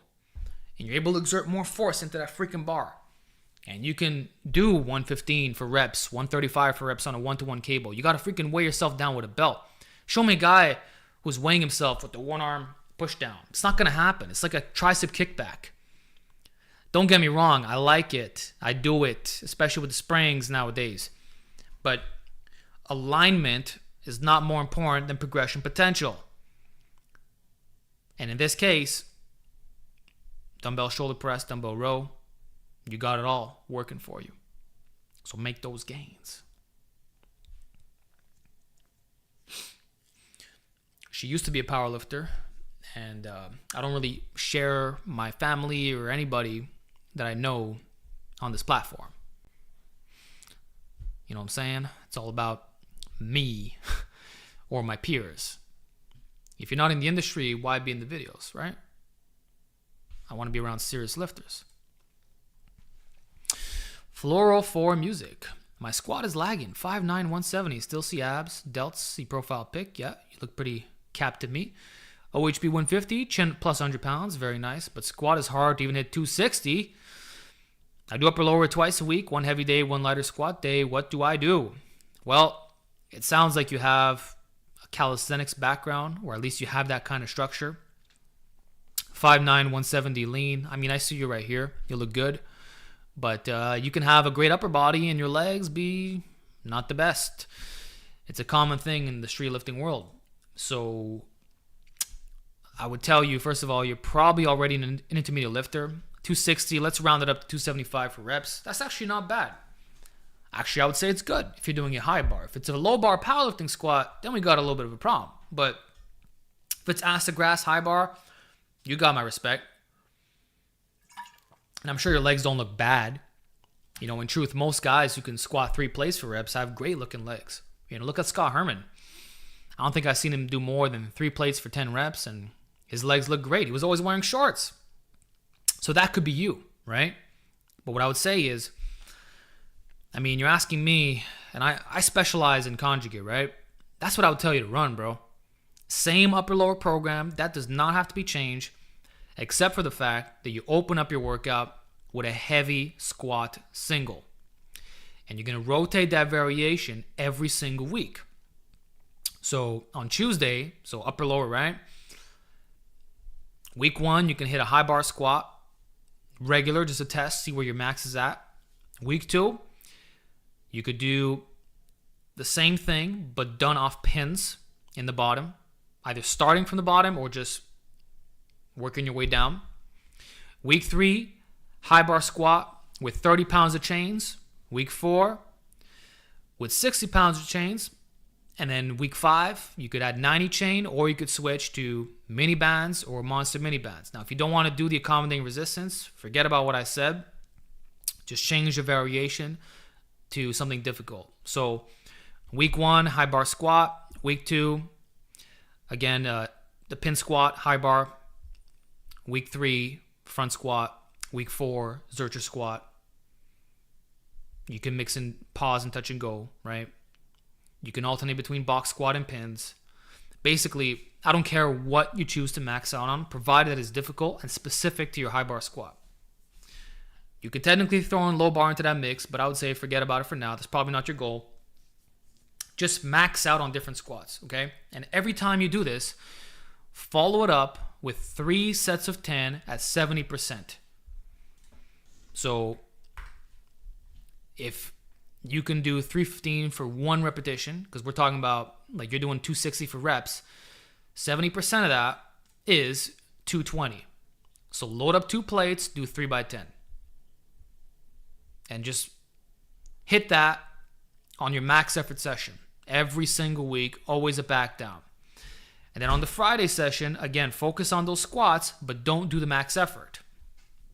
Do something like a 5 sets of 10, between 50 and 60%, at most 65%, or just do a regular bodybuilding workout, but make squats your main lift, in which you can do 2 sets of 5 to 8 reps on any squat variation, high bar being good. Yeah, Friday just do volume work, so I'll give you a workout you can follow. 2 sets of 5 to 8 on the high bar squat. Then do the same thing on either a Romanian deadlift or a good morning. But the good morning, you can actually do 3 sets of 10.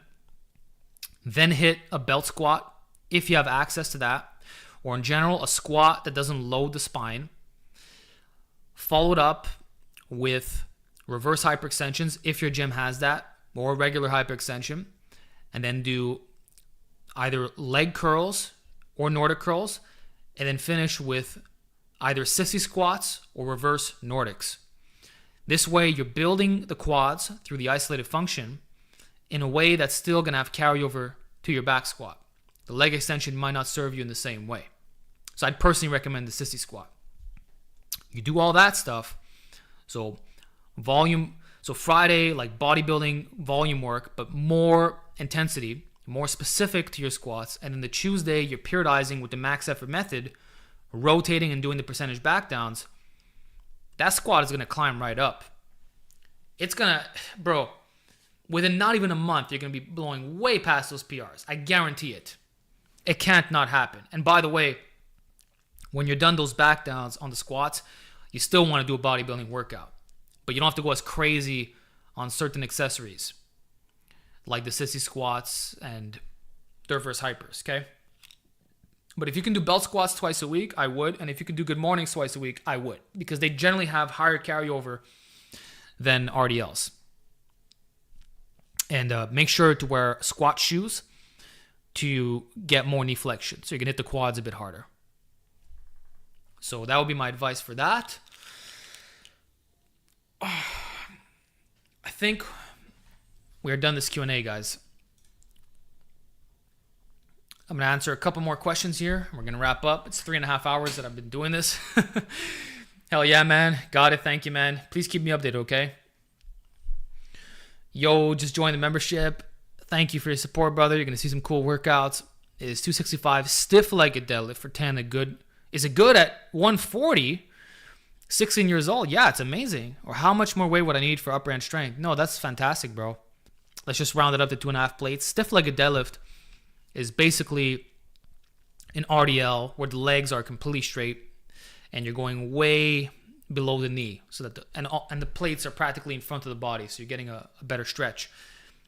That actually might be 100 pounds harder than a regular RDL. Like, I usually don't do more than 3 plates on that lift, or 365. So 265, that's already quite up there, especially at your body weight and age. Now, I will say the body weight is less of a thing when it comes to deadlifts. So whenever I cut, my hip hinging strength is affected the least. So I'm still going to give you props, though, because it's amazing pound for pound strength. And in general, it's a respectable stiff-legged deadlift. But I guess my only advice would be to keep it up and maybe get up to 3 plates, which you'll be able to do early next year, most likely. But you're on the right track. I don't see any problems here. And the stiff-legged deadlift is going to be good for your spinal rectors and hamstrings. But I would also mix in some RDLs to feed into it. You still want another hip hinge that allows you to overload a bit more. So just alternate between those two. And if you want something more specific to the stiff leg, do ass to grass good mornings. But be careful with your form. I'm not going to throw in the age factor here, but sometimes there's a bit of an ego. And I personally hurt myself years ago with good mornings because I was using trash form. So as long as you keep your hinging strict, you're going to be just good. When should someone stop the max effort method? When you don't care about maximum strength. So whenever I'm in a bodybuilding phase, that's the first thing I drop. And I'll swap the 3x10 for 2 sets of 5 to 8 or 2 sets of 6 to 10. So bodybuilders don't need the max effort method. If you care about hypertrophy, you don't need it. But if you want maximum strength and size, it's worth including for the simple reason that it works. It's simple. And you really do get the best of both worlds year round. This is the proper power building approach. Nothing else changes in your program except for the specificity of exercises. And all you're doing is maintaining your ability to strain against maximum loads year round. Is it counterproductive to do max effort in a cut? No, it's actually good if you want to best preserve your strength in a cut, which is what I did this year. In my Road to Shredded series, I was maxing out on weighted dips a couple times on the bench. I think if I didn't do that, I'd be benching less than 3 plates, which would have devastated me. So that's why I kept it in. So it's going to help a little bit more. My vacuums don't really look that vacuumy. Is this something you've trained? I don't do stomach vacuums, but I do dumbbell pullovers. And that's the best thing that's going to help build that area. By strengthening the thorax and also teaching you how to breathe in a way where you can really puff out that vacuum, flare those ribs out. You probably have the ability right now, but not the mind-muscle connection, quote unquote. Where do you learn about conjugate training? Check out Matt Wenning's YouTube channel. Also, be sure to read the Westside Barbell Book of Methods. Subscribe to the Westside Barbell channel and read all of Louis Simmons' books and articles, and check out Burly Hawk. His old Instagram page has a bunch of free workouts that you can follow and a lot of good advice on the conjugate system. So you can just scroll for hours and just copy paste what he was doing. He gives a lot of guidelines. And of course, if you watch my videos on strength training, that's basically my specialty. I don't do linear periodization or traditional block stuff. Like, I'm conjugate only when it comes to strength. Burly Hawk.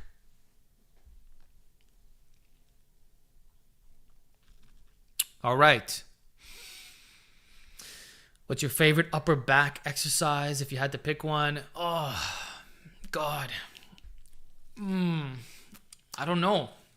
Upper back.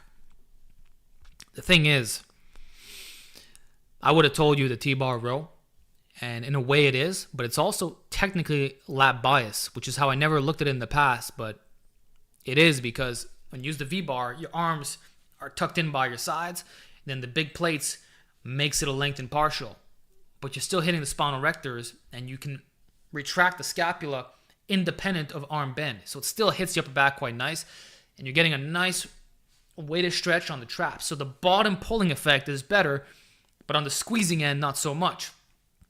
But I'd probably still pick it as a compound. That, or like a good lengthened bias chest supported row at the gym.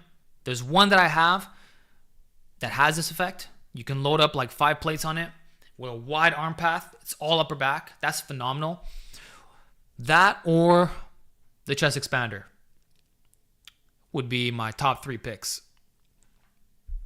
But I'd probably still go with the T-bar row, to be honest. Like, if I could just do one, it's just a good thickener overall. Conjugate weighted dips and accessories. Well, Igor, you are a member.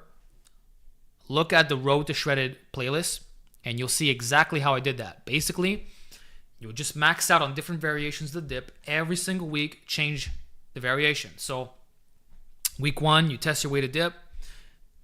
Week 2, weighted dip with 30 chain. Week 3, 60 chain. Week 4, 90 chain. Week 5, you could do dips with a band. Week 6. Oh, and by the way, when I'm talking about the chains, you mix that with the plates, okay? Week 6, you could max out on a deficit weighted push-up. Week 7, same thing, but off a decline angle. You see how you're mixing this up? There's so many variations to play with. But no difference, man, except you're picking calisthenics movements, including on the accessories. So instead of doing JM presses with a barbell, you're doing it with your body weight. And you do a lot of like ring extensions and stuff like that. Maybe some band work to feed into the calisthenics, but it will be a similar deal. Like, I show you how to do that, but back then it was kind of a blend. Like, I was mixing in conjugate calisthenics just for the max effort, but then the accessories was regular bodybuilding training. But you can get even more specific than that, and it'll do more for your strength. I just didn't do that because I wasn't trying to go 100% all in, you know? All right, guys. I got to pee, and I've been going at this for 3 hours and 40 minutes. So I think I'm going to stop this. Okay. Is 135-pound barbell extension good? Yeah, I can't even do that. I'm doing 105, 115, but thumb away from the inside knurling. That's the grip that I would use on a straight bar, and with the easy, it doesn't matter how you grab it. Just be careful not to do like a behind the neck press hybrid, or else it's not really an extension. So that's probably the best free weighted movement for the long head. That or the dumbbell French press. The only thing is it can get a bit restrictive. The range of motion changes as the dumbbells get bigger. It can be harder to get into the starting position. A bit uncomfortable on the shoulders as well, since you got to push it even more back since the plates get in the way. I guess seated would solve that problem, but then again, if the bench is a little bit too high, you know, might not be able to get it low enough, you know. But any overhead extension is worth including. You should have one in your program. Nowadays, I'm doing it on a cable tower. I got my butt up against it, and I'm just extending like that. GVS style, you know, with dual cables, because it's easier on the elbows. I don't want any restrictive forces like that, even though there's nothing inherently dangerous about it, especially if you do length and partials. Okay, guys, we're going to stop this. Thank you, Chris. Have a good one. Can't wait to watch the series and get some answers. I'm going to do my best, bro. You're going to get updates every single week 1 to 2 workouts a week, probably 2. I'm literally documenting all my training. Like, I'm going to show you everything as it pertains to the bench press. You're not going to see the leg workouts. And if it's only a pull day, I'm not going to include that. But all my push days, all my upper days, you're going to be seeing those to build the bench, because that's what the series is about. And any other workouts, I could just post on the channel normal. You're not going to get all of them, obviously, because it's extra work, you know? But I'm making that series for serious guys who want it. So stay tuned. Look out for the new B-roll on this channel. It's going to be freaking awesome with the new gym. And you're going to get a home gym tour later this week. So, hey, next time I'll pay. No need to, brother. Just you being here means a lot. Thank you for showing up. Yeah, we had the buffet. The question buffet. All right. Y'all have a good evening. I'll see you around soon. Epic stream. Much love. Take care. And thanks for making this a reality, because I couldn't have done this without you guys. Like, I got this amazing gym and place because of you. After being on YouTube for basically a decade. See you around. Thank you.